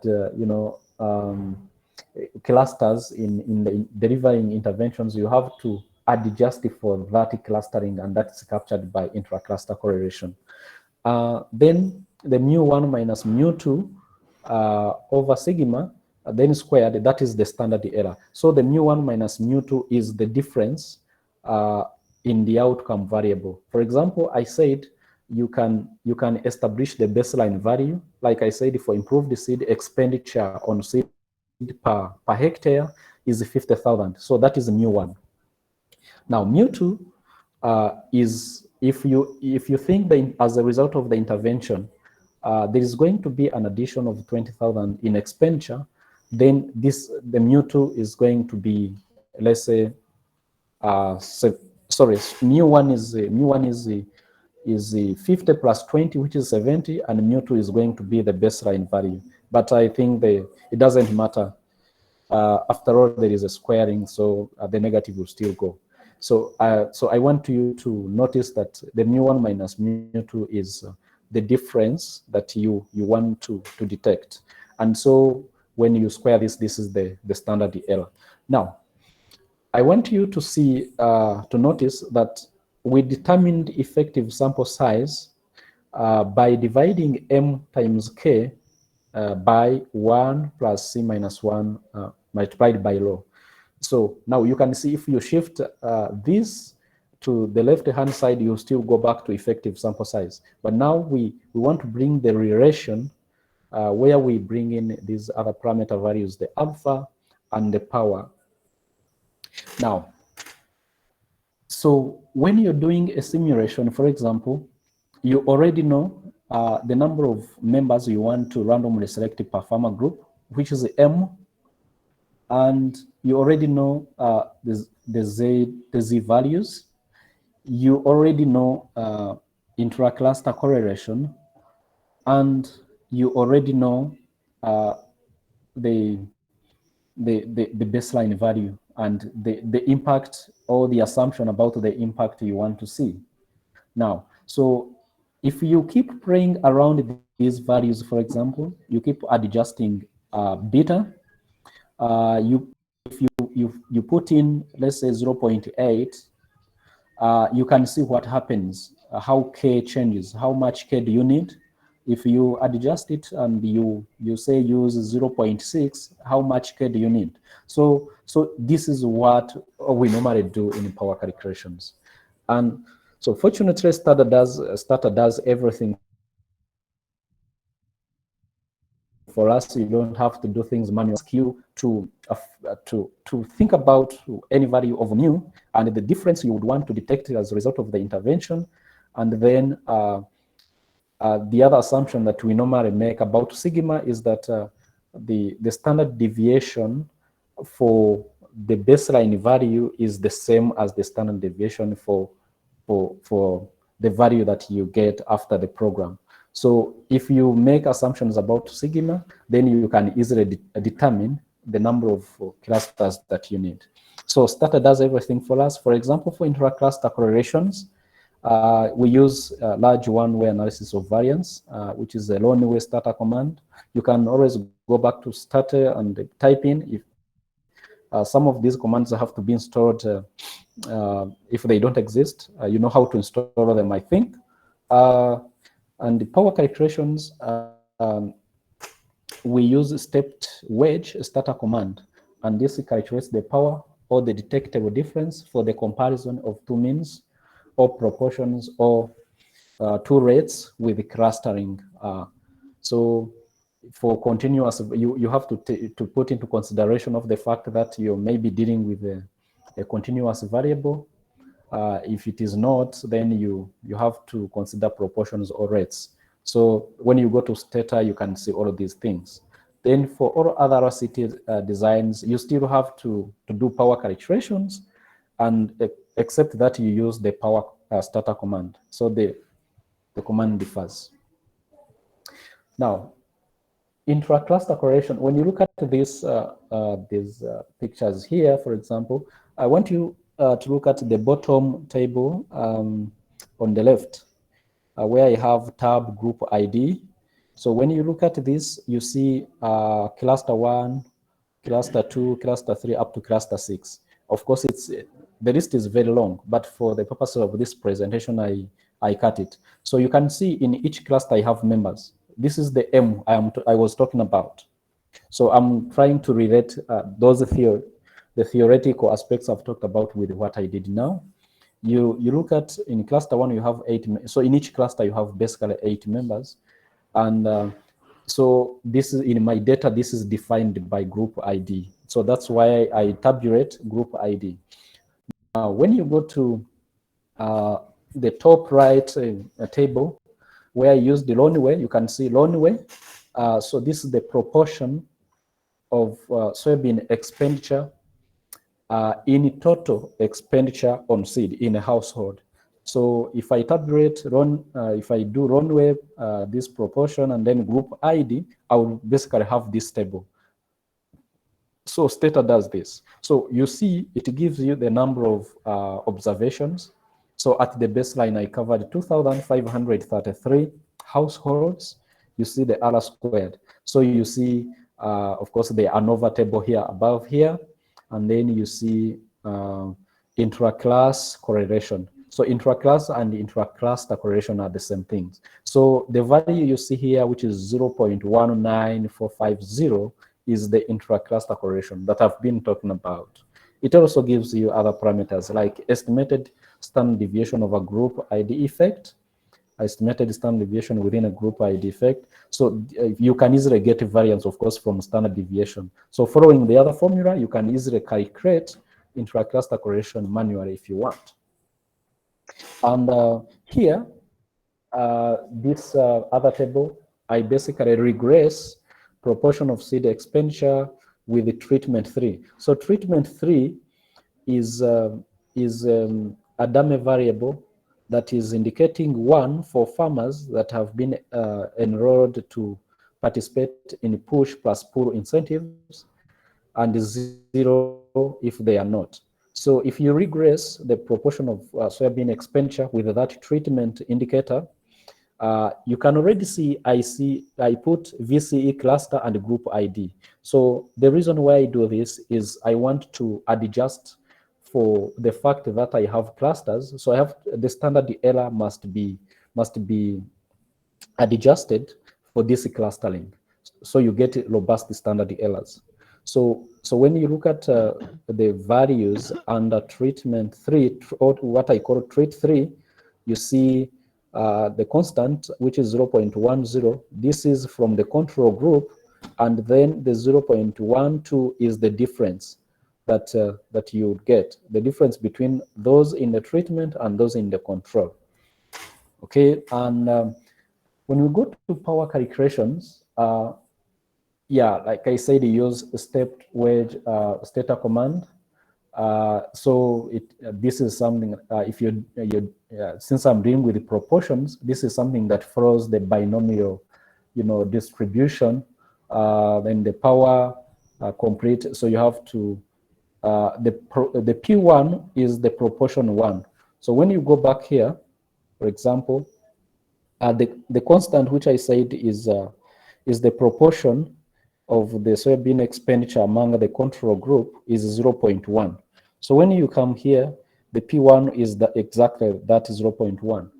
So I make an assumption that the intervention, this intervention will create an impact of, let's say, 0.04. So the proportion 2 is 0.14. M is the number of groups that I am sampling per farmer group, and K, I say I start, let's say, with the 28. If assuming I want to start with the 28 farmer groups, and then rho, which is the intra-cluster correlation, which we got here from this Loneway table.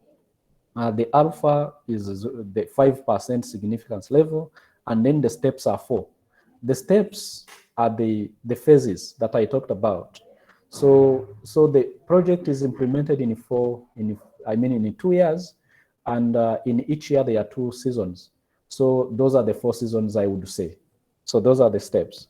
Now, when you do this, it will give you all of these things: the proportion 1, proportion 2, significance level, the coefficient of, it will even give you the coefficient of variation of clusters, which is 1.32, then intra-cluster correlation, then between a cluster. So I want you to notice these values down here. For example, stepped wedge estimated parameters. The total number of observations that you would need then would be 4,480. And this is at a power of 0.8, which is the standard. Now, if you keep adjusting the K here, the sample size, the total number of observations will definitely change, and the power will change. So those are that's why I was saying it involves simulations. So you keep playing around K until you get a power of 0.8, okay? Based on the assumptions you make about the difference you want to detect. So then we normally make nice curves using from those simulations.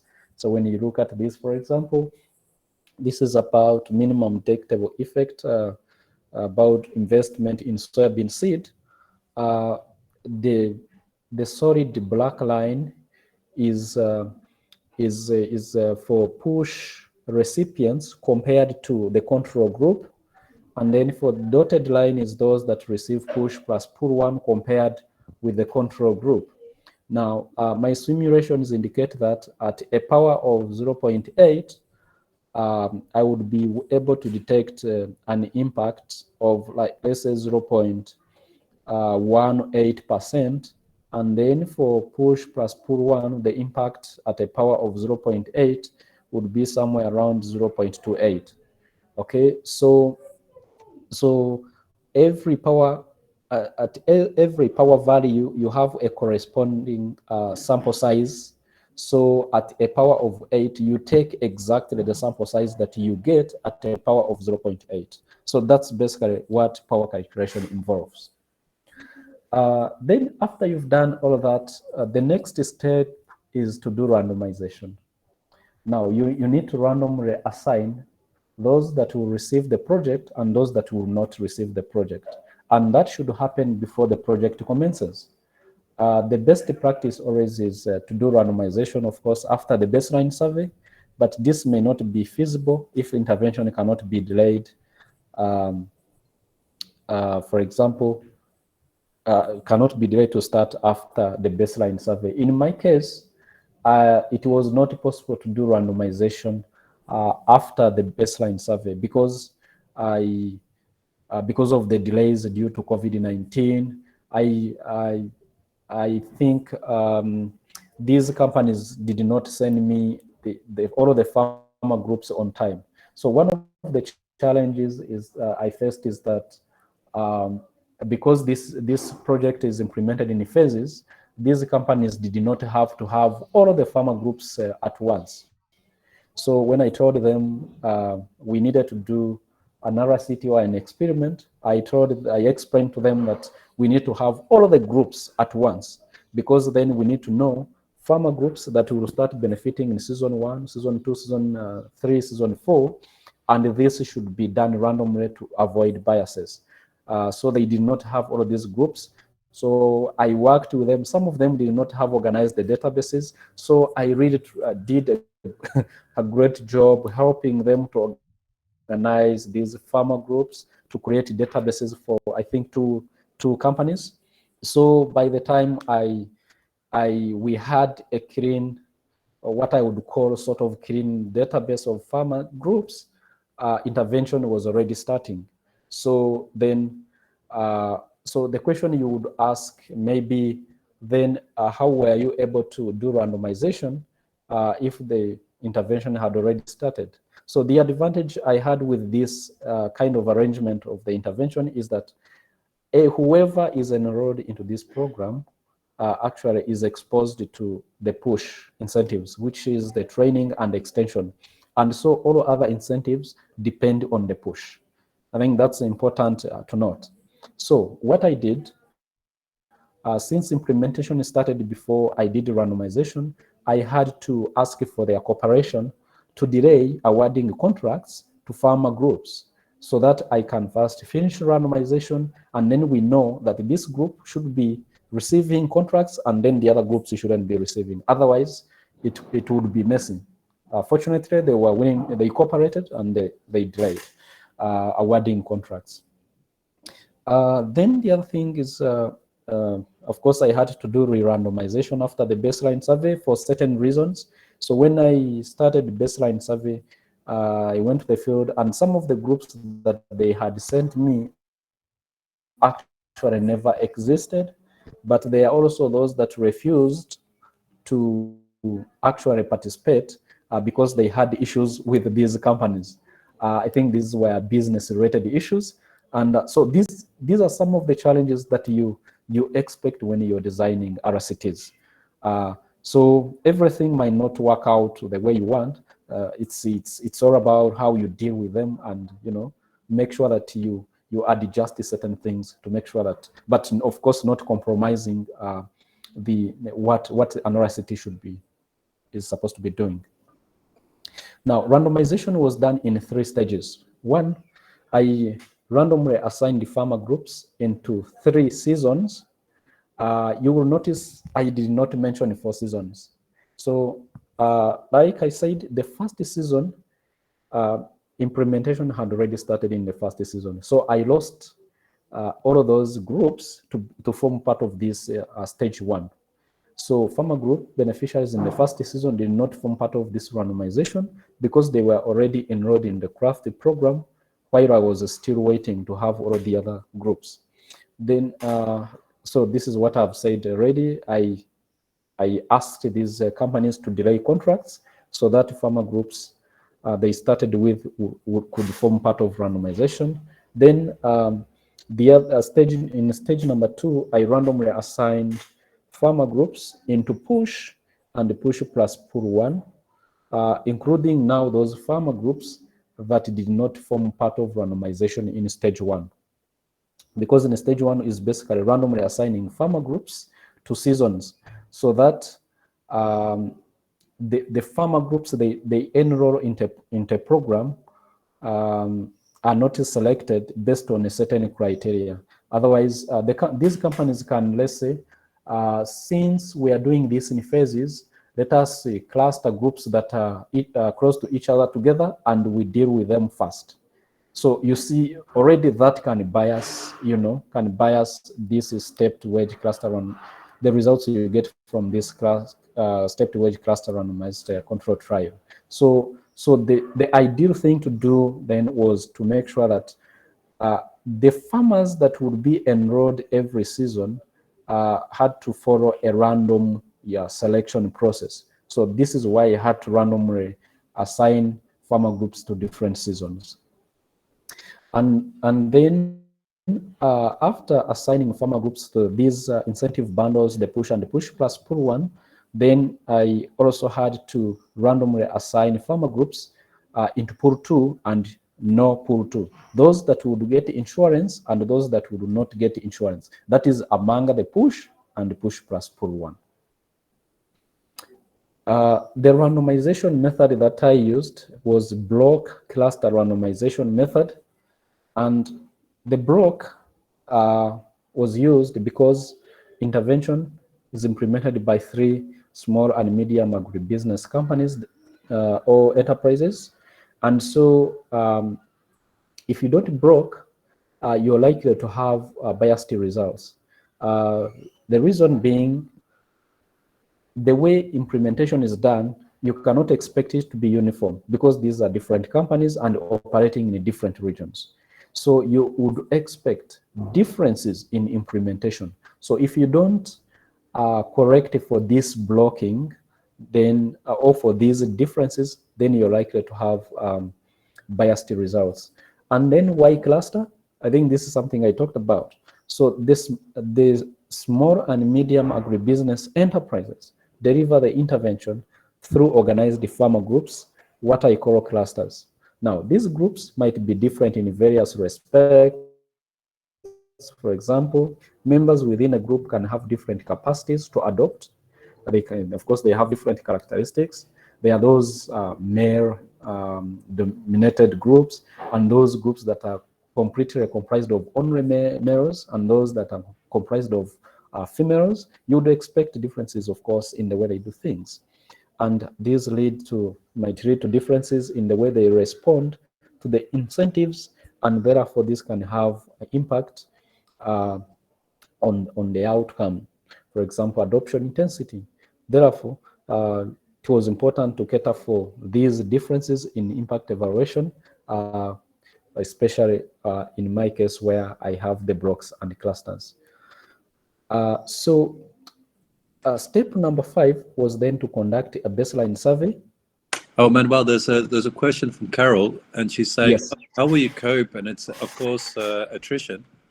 So how will you cope with respondents who will back out of the study? So let's say pool 1, where they are getting the training, and then they of course need to go to training areas. So I think what you're saying is here is, if I can clarify, what happens if they don't go to training, or whether or not they just don't get the treatment. They get the treatment, but they don't do anything with it. So they're not responding to any of the treatments that are being provided. Okay. Yeah, I'm going to talk about that when I will be talking about compliance. Okay, great. Yeah, thank you. So then the step number 5 was to conduct a baseline survey, which I said I conducted last year between July and September. So we covered 329 farmer groups. So one thing that I forgot to talk about, I did not, of course, cover all of the groups that were sent to me. There is a certain criteria that I followed to choose, to pick groups that I thought would form part of this research. And one of the criteria was, for example, if I have, for example, villages that are close to each other, I have, for example, village A and I have village B. And in village A, there are 2 farmer groups, for example, that are covered by the small and medium agribusiness enterprise. While in village B, there is only 1 group. So I would drop a village that has 2 groups. The reason for doing that is to avoid the contaminations, because when you're doing randomization, it can happen that in group A, where there are 2 groups, 1 group is randomly assigned to receive, let's say, incentives, and the other group is randomly assigned not to receive incentives. So by all means, the groups that are randomly allocated to receive no incentives will have to learn from the other group that is receiving interventions. So to avoid such kind of contaminations, or what we normally call spillovers in research, I had to drop all of such kind of villages. So that's one of the criteria. Then the other criteria I found, a farmer group needed to have a minimum of 8 members. Yeah, because like you saw my M, I targeted 8 members per farmer group or cluster, which were randomly selected for the baseline survey. So I think it was important to talk about that also. So in total, we covered 2,533 households. If you remember how I started talking about random assignment and why RCTs are regarded as gold standard. So for us to be sure that whatever we are doing or the impact we expect is going to be attributed to the program, you have to now do balancing tests, or what we call orthogonality tests. So this basically involves comparing characteristics of all of the respondents in the treatment and control groups. then you try to see if they are different. For example, the first process of my randomization was to randomly allocate farmer groups to seasons. So if you look at year one, for example, I have season one beneficiary groups, I have season two beneficiary groups.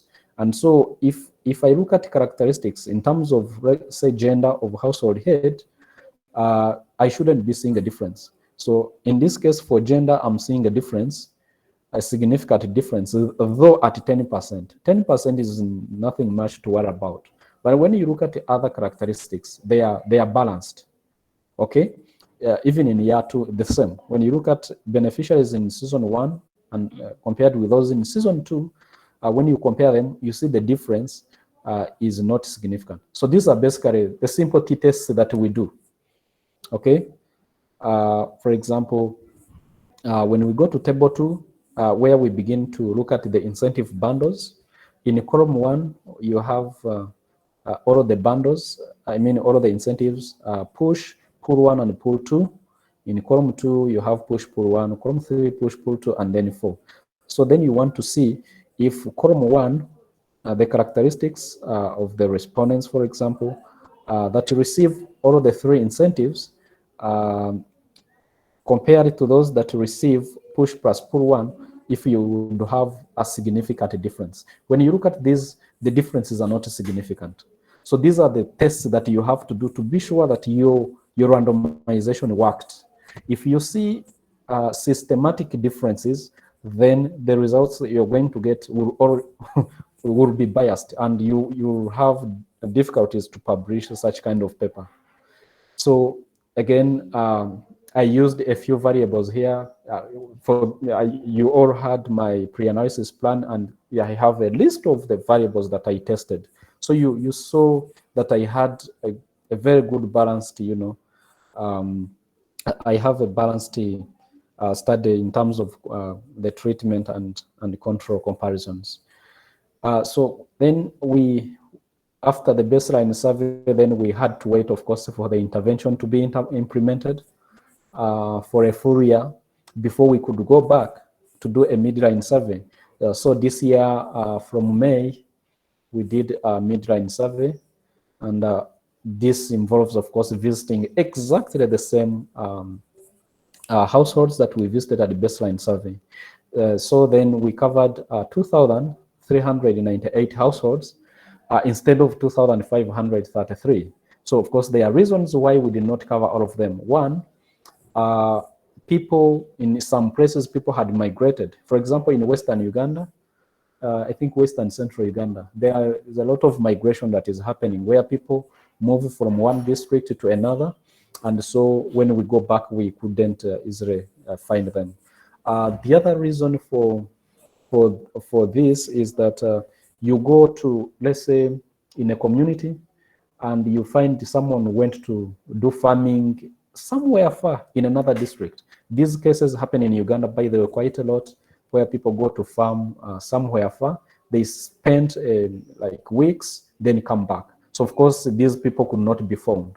So this is why we did not have exactly 2,533 households at baseline.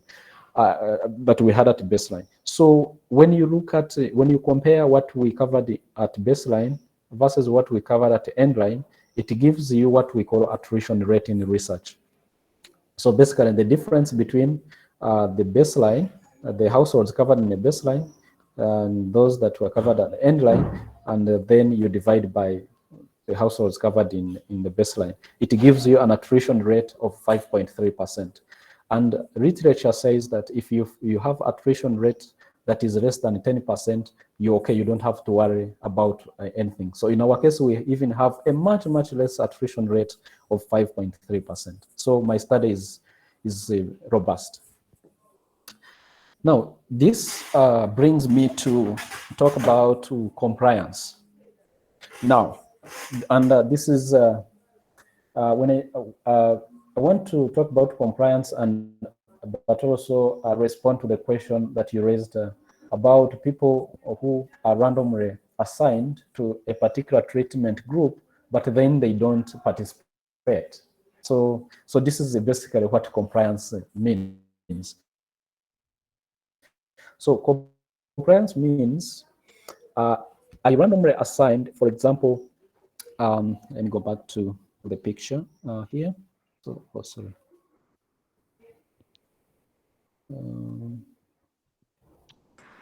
So, Manuel, we have about 15 minutes left.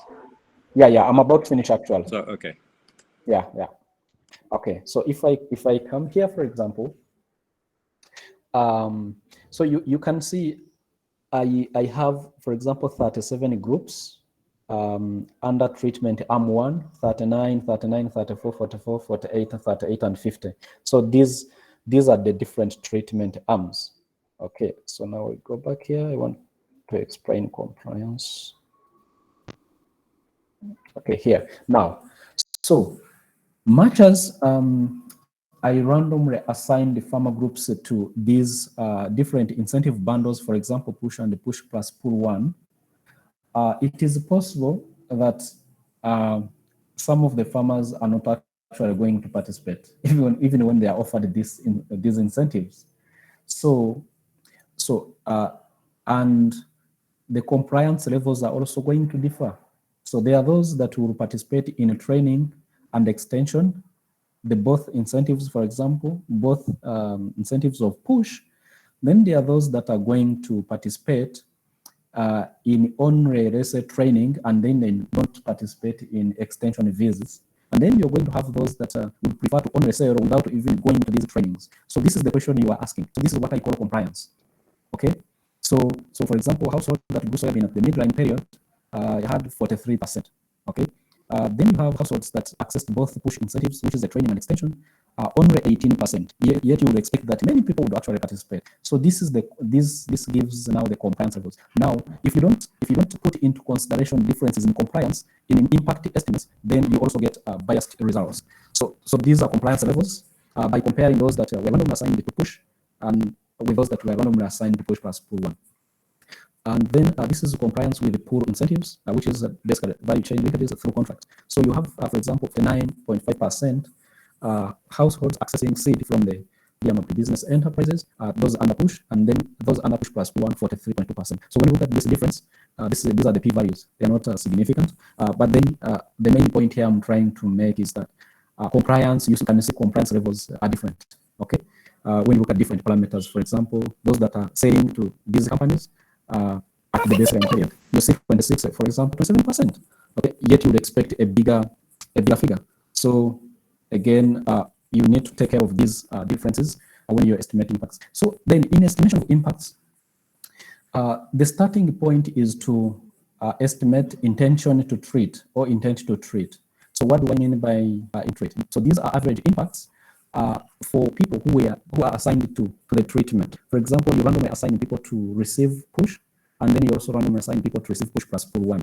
But like I said, not everyone who is randomly allocated to receive push or push plus pull 1 is actually going to participate. The compliance I was talking about.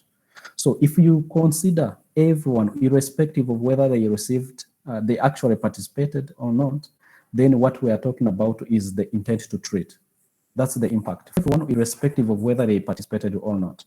So this is the regression equation that we use, where the YTI. So this is, for example, adoption intensity at the end line, at the midline period.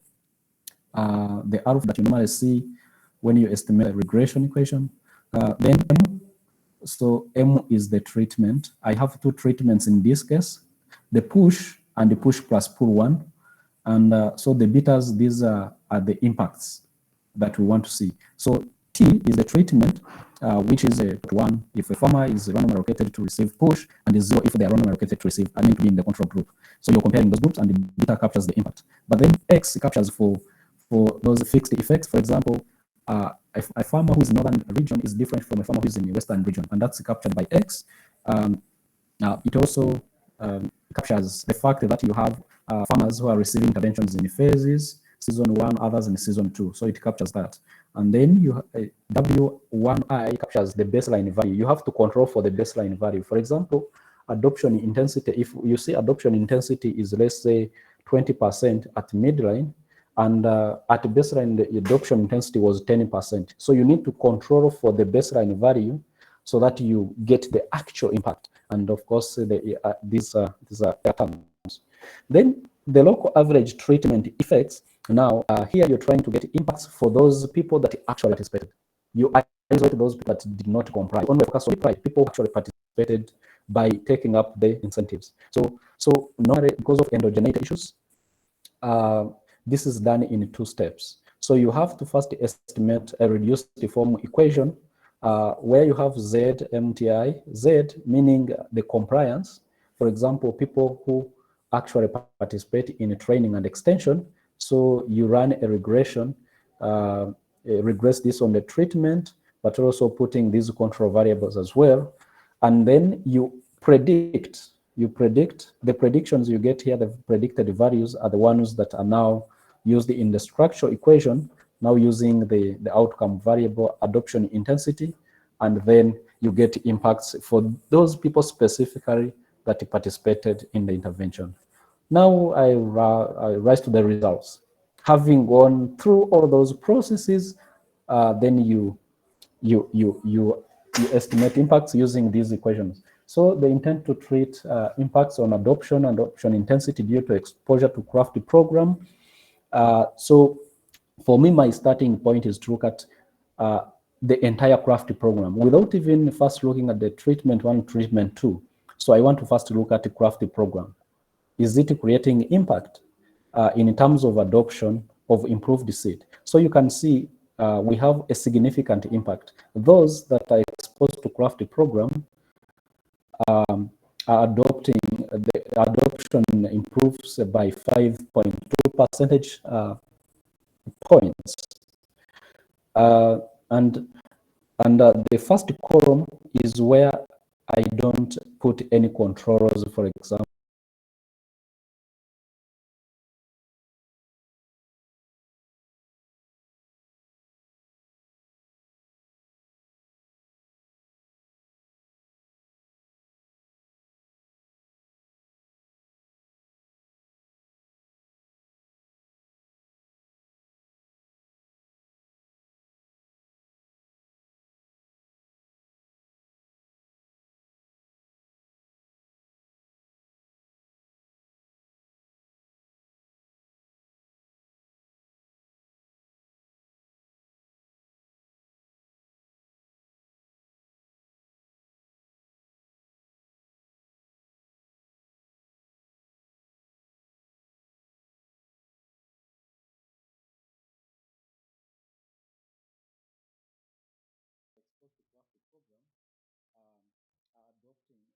Adoption improves by 5.2 percentage points. And the first column is where I don't put any controls, for example, like considering the fact that people are getting the interventions in phases and also the fixed effects. But when I put those controls, you can see the impact increases actually to 7.5 percentage points. And then the blocking I was talking about, you can see I've put a little joint, Okeba, and then the reference group in a household. We can see if in specifications where I put controls and where I don't put controls, you can see the impacts are almost the same. 3.7 percentage points and then 3.6 percentage points. So overall, the program has impact on adoption of improved seed, but also on adoption intensity of improved seed. Then when I look at intent to treat, by looking specifically at these now, the incentives. Now, when you look at those that are randomly allocated to push, the average effect for randomly assigning a group to push incentives, you see without controls, I'm seeing 5.3%, which is almost the same as the first one. 5.3 percentage points change.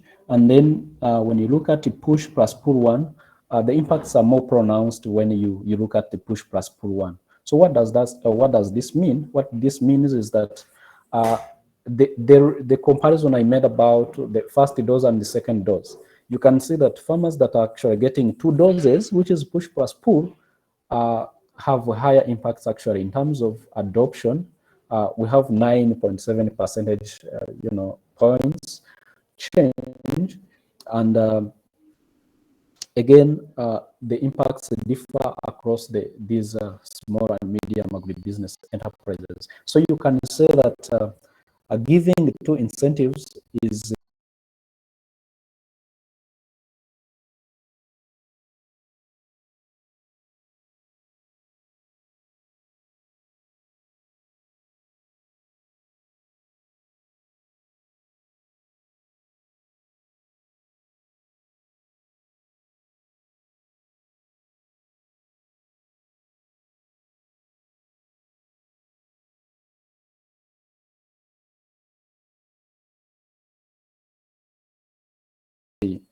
is more effective than giving one incentive the push. Okay, and in terms of adoption intensity, it is still the impact is very significant, 4.5 percentage change, and then when and push plus pull 1. These are the p-values. I report the p-values. So this is a point where you want to look at whether actually there is complementarity in terms of these incentives, whether push actually is complemented by having pull. So in this case, we see significant results, which means actually one incentive complements the other, which means having one incentive may not be as effective as having both. So it is always better to have both incentives. This is what the results at least communicate. And when you look at local average treatment effects, looking at the impacts of these treatments or incentive bundles on those that actually complied, again, what we see is that the impacts are even bigger or larger because you are dealing with the people who actually participated. So for example, for push, you see 7.9, and then for push plus pull 1, you see 11.6 percentage points change. And again, when you look at complementarities, again, you see that these incentives complement each other in creating these impacts. So yeah, I need to show you some pictures from the field. The first picture, this is my enumerator conducting an interview in northern Uganda. And the second picture is where we were having some lunch together after concluding the exercise, data collection exercise. So we had a get together, to have lunch together. Then this is where we got stuck in the field. It had rained and we were deep in the village and were pushing the car, this picture, this is this gentleman in a white jacket works with a little joint in northern Uganda. And so this is one of their village agents who actually collects all soybean from farmers and barracks it in this structure. And then the last picture is when I was disseminating baseline survey results to a little joint in northern Uganda. Yeah, thank you so much for listening. Questions? Fantastic presentation, Manuel. Really insightful. Thank you. Yeah, really well done. So yeah, a big applause for Manuel. Does anyone? I know we're running a little bit late, but does anyone have any key questions they want to ask Manuel?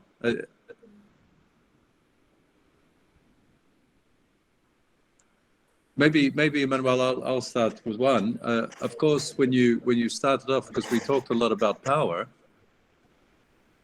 and we're talking about, of course, people who are taking on the actual treatment.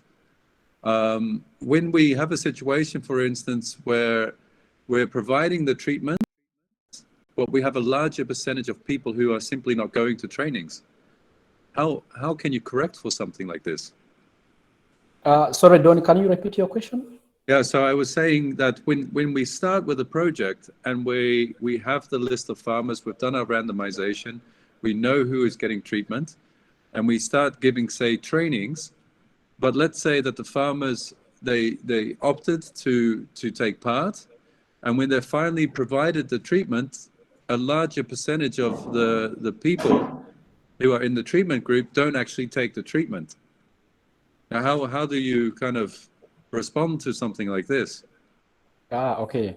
Yeah, so you see, Don, so one of the things I maybe didn't talk about is when you introduce an intervention to a community, people have to decide whether they want to participate or not. You cannot force anyone to participate in a program.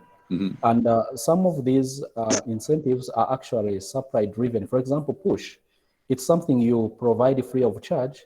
The only cost that is incurred by a farmer is transport to the training venue, or if maybe the demonstration garden is far away from their household, they might need to get to jump on a motorcycle to get to that venue. Yeah. So there are those factors that will determine whether a farmer will actually go or not go. And those are things that you can look at in the analysis. For example, when you're looking at the heterogeneity in the impacts, looking at those that are far away from these service points from their household, and you see the differences in impacts. And then the other incentives are demand driven. For example, the pool, a contract and index insurance. So a farmer has to decide whether they take up this because it costs them money. But there are also other issues that might limit farmers to actually take up these incentives. For example, if a farmer thinks that by entering into a contract, they might lose in terms of the low prices, then a farmer might not want actually to enter into a contract. They will decide to sell elsewhere. Index insurance, for example, you have to pay some premium for you to access index insurance. Although this is subsidized, but still a farmer has to pay something. So when you introduce intervention, you basically do your best to promote it to a wider community. But what happens in terms of take up or uptake, you don't have much control. Yeah, fantastic. I think you're still presenting. I don't know if you can stop presenting and then be able to see everyone better. Oh, there we go. Okay, fantastic.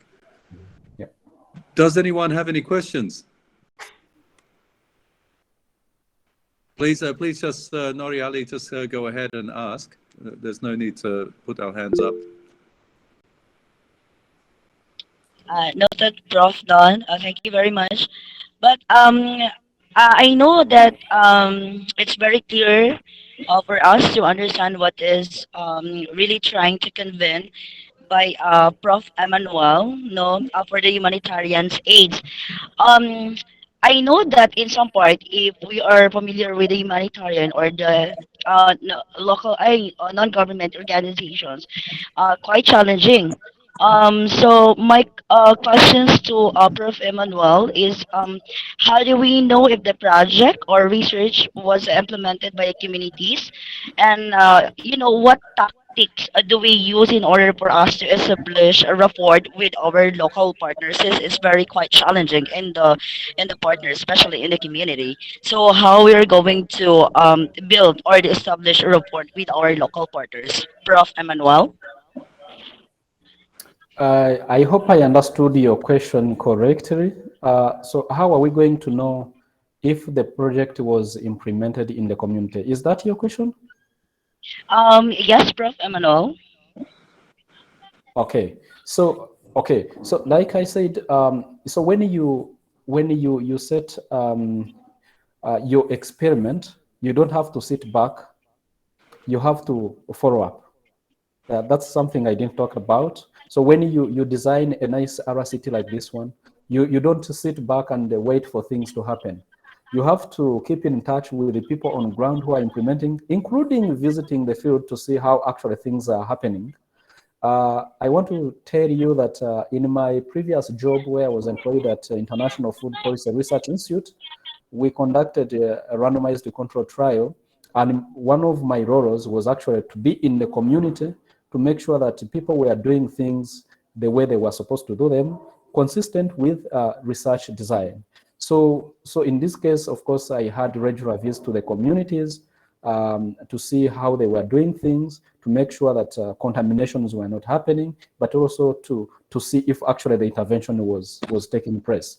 And again, this is also something that SNV as an organization wouldn't sit back to just have people implement things. That's why monitoring and evaluation, of course, has to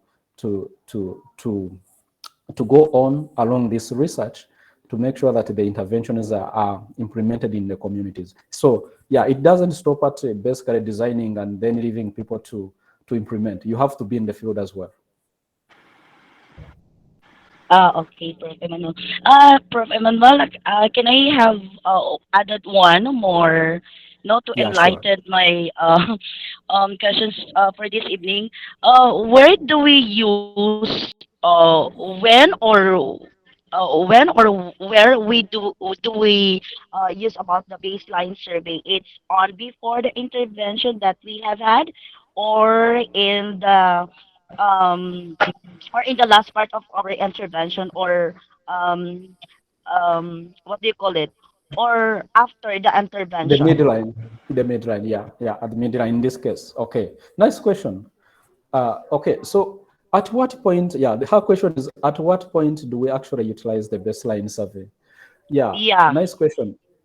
So, like I said from the beginning, you see, when a program is introduced in a community, you need to understand the baseline characteristics, but also the baseline outcomes. For example, if my outcome variable is adoption intensity, I want to know before the program goes to a community, what is adoption intensity in that community?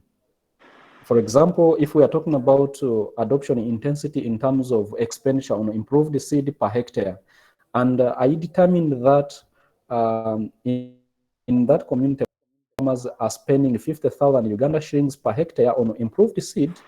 So then we want to understand if the program comes in that community, does it add something, that is, does it improve expenditure per hectare, for example? And by how much does it improve that expenditure? Because one would argue that 50,000 per hectare is under investment, okay? So if you want to improve that to have better investment in improved seed, for example, you need to know the baseline situation. So for you to measure impacts, you need to subtract uh, adoption intensity after 1 year of the intervention from the baseline, because the difference is what gives you the impact. But again, comparing also with those that get intervention with those that don't get the intervention. Yeah, so impact assessment involves two major things. The starting point, which is the baseline, versus the end line or midline, and then also comparing those that, adjusting for those that get exposure to the program versus those that don't get exposure to the program. So a baseline is very, very important for you to measure impact, because we are looking at differences from point A up to point B. Okay, thank you, Prof. Emmanuel. That's my question. Thank you. You're welcome. You're welcome. Fantastic question. Is there anyone else? Maybe we'll take one or two more questions and then we'll round it off. Can I, Professor? Of course. Yes. I'm just curious, Emmanuel, about the implementation of a program. Does the community experience some, like for example, security issues, cultural barriers, and other factors that hinders to implement the program? We all know that the Kenya, Tanzania, and Uganda is composed of several communities and tribes. So how did you address those things? Okay. Thank you so much, Chante. If I don't say your name right, excuse me. It's right, For Emmanuel. yeah, for your nice questions. Yeah. So you're wondering whether or not there are insecurity issues or social, kind of aspects that might hinder, uptake of the intervention, but also maybe research. Yes, in terms of security, I think Uganda is secure. We used to have, of course, insecurity in northern Uganda a few years ago, but now that's an issue of the past. There is relative security in the entire country, so we don't have security issues. But what I can say, of course, there are cultural differences. You would expect that the cultures in the eastern Uganda are different from those in northern Uganda, and they're also different from the western Uganda. And yes, you're right. These cultural differences might influence the way people, take up the interventions. But of course, these are some of the things that are difficult to measure in reality. It's difficult to take care of these cultural differences when you're estimating impacts. Yeah, so also when you're conducting interviews, these cultural differences also, of course, set in. There are people who say that maybe this guy is not from our community, so we shouldn't give them much attention during the interviews, for example. Yeah. But again, these are some of the things that you have to take care of before you even go to the community. You must understand that you're supposed to employ people who can speak the same language in those communities, so you can Yeah, control for some exactly, of Prof. Emmanuel. Exactly. it. Yes. Exactly, yeah. Yeah. Yeah. Can I have some more? Another Yes, one. Emmanuel. Yeah. Sure. Go on. Go on. Oh, Prof. Emmanuel. Please, Nori Prof. Ali. Emmanuel. Yes. Yes, please. I'm very interested in the humanitarian aid. Are you a part of humanitarian? Prof. Emmanuel? Are you part of Sorry, I did. humanitarian in Uganda? Do you engage Uh, in any of the humanitarian work? I think that's the question. You are working with humanitarian? okay. So, um, so like I said, when I enrolled for this PhD program in the Netherlands, I was working for a research organization called International Food Policy Research Institute here in Kampala, but with headquarters in Washington. So Ah, okay. I had to resign my job to take up this PhD program. So I'm not working with the SNV as their employee, but I am Uh-uh. working with them as a researcher. So SNV is Okay. SNV is an international development organization that is Yeah. delivering interventions in agriculture, water and sanitation, energy. So I'm basically working with them as a researcher, but not as part of them. So I'm basically an independent researcher. Okay. You can take But it you like are that. okay. But you are familiar with USAID, the organization from the humanitarian in the US? US at Sorry, I didn't get your question. USAID. Are you familiar with that organization in the US? Yeah, you said I think You it is. I mean, well, Oh, USAID. You said, Oh, yeah. USAID. Yeah, Yes, I know exactly. USAID. Yes, USAID Ah, has okay. actually USAID They supports so are many projects here in Uganda. okay. Yeah, they are also supporting the Philippines, especially in the Mindanao areas. They are doing prevention on the disaster risk reduction, and of course, they are surpassing with the good governance now in the Hmm. farm. So it's really an overwhelm for Bangsamoro. Yeah. Thank you. Yeah. Sure. Thank you so much. Yeah. okay. Shall we go for the last question and then round off?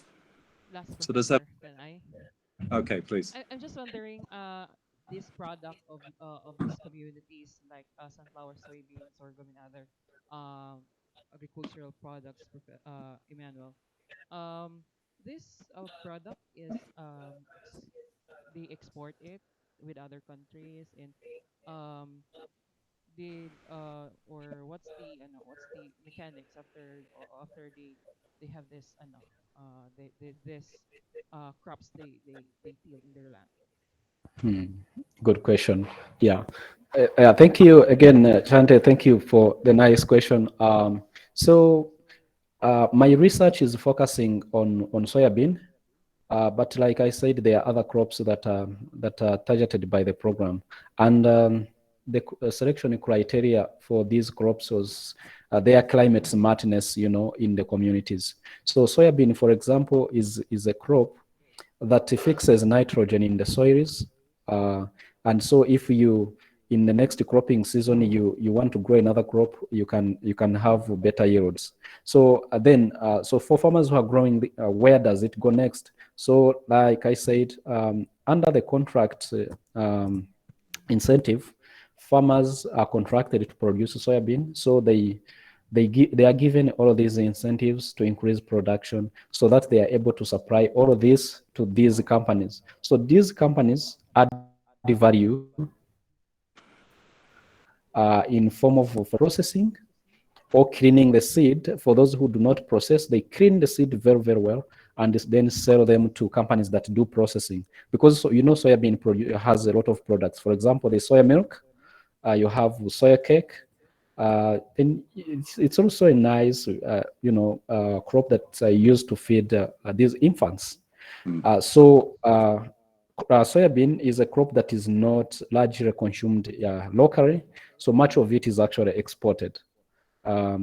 So you can see there is the value chain is for such crops is very, very, very clear. So it moves from farmer to these companies, value is added, and then the surplus is exported to other countries.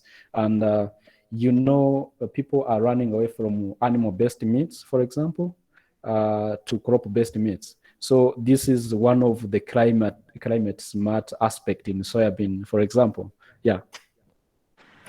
Fantastic. Nice to hear.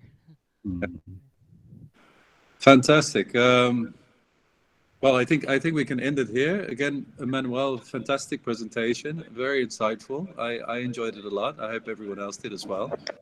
And it really links on to a lot of what we've been kind of talking about the last few weeks. So yeah, fantastic. Thank you for that. Big thumbs up from everyone, from me as well. Yay, thank you.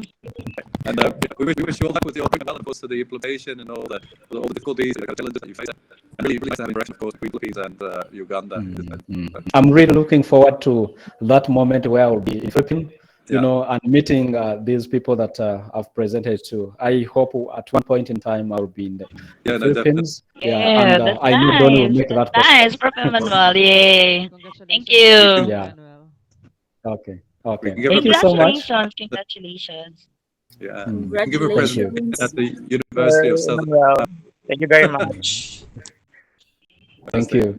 Okay, thanks everyone. I'll be sending information for next week's lecture. Again, thank you. Take care to everyone, and Thanks, Prof. Emmanuel. Thanks, Redon. Thank you, guys. Thank you. Bye. Thank you, bro. Yeah, thank you, Hope Prof. you can visit there in Emmanuel. Uganda. Thank you, sir. Group picture. Bye-bye. Great there. Ma'am I don't know if anyone can do a group picture. Okay, group picture for Yeah. everyone. Kindly Oh, open yeah. your cameras. Yeah.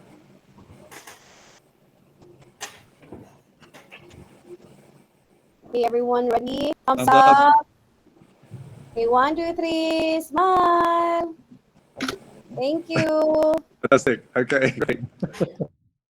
Bye. Take care. Bye. Bye, everyone. Thank you, Prof. Bye, Emmanuel. everyone. Yeah, bye. Take care, guys. Thank you, Prof. Don and Sir Manuel. Thank you Bye, very much. everyone. Thank you, Prof. Emmanuel and Thank you. Prof. Don. Thank you Bye, too. Thank you. classmates. Bye-bye.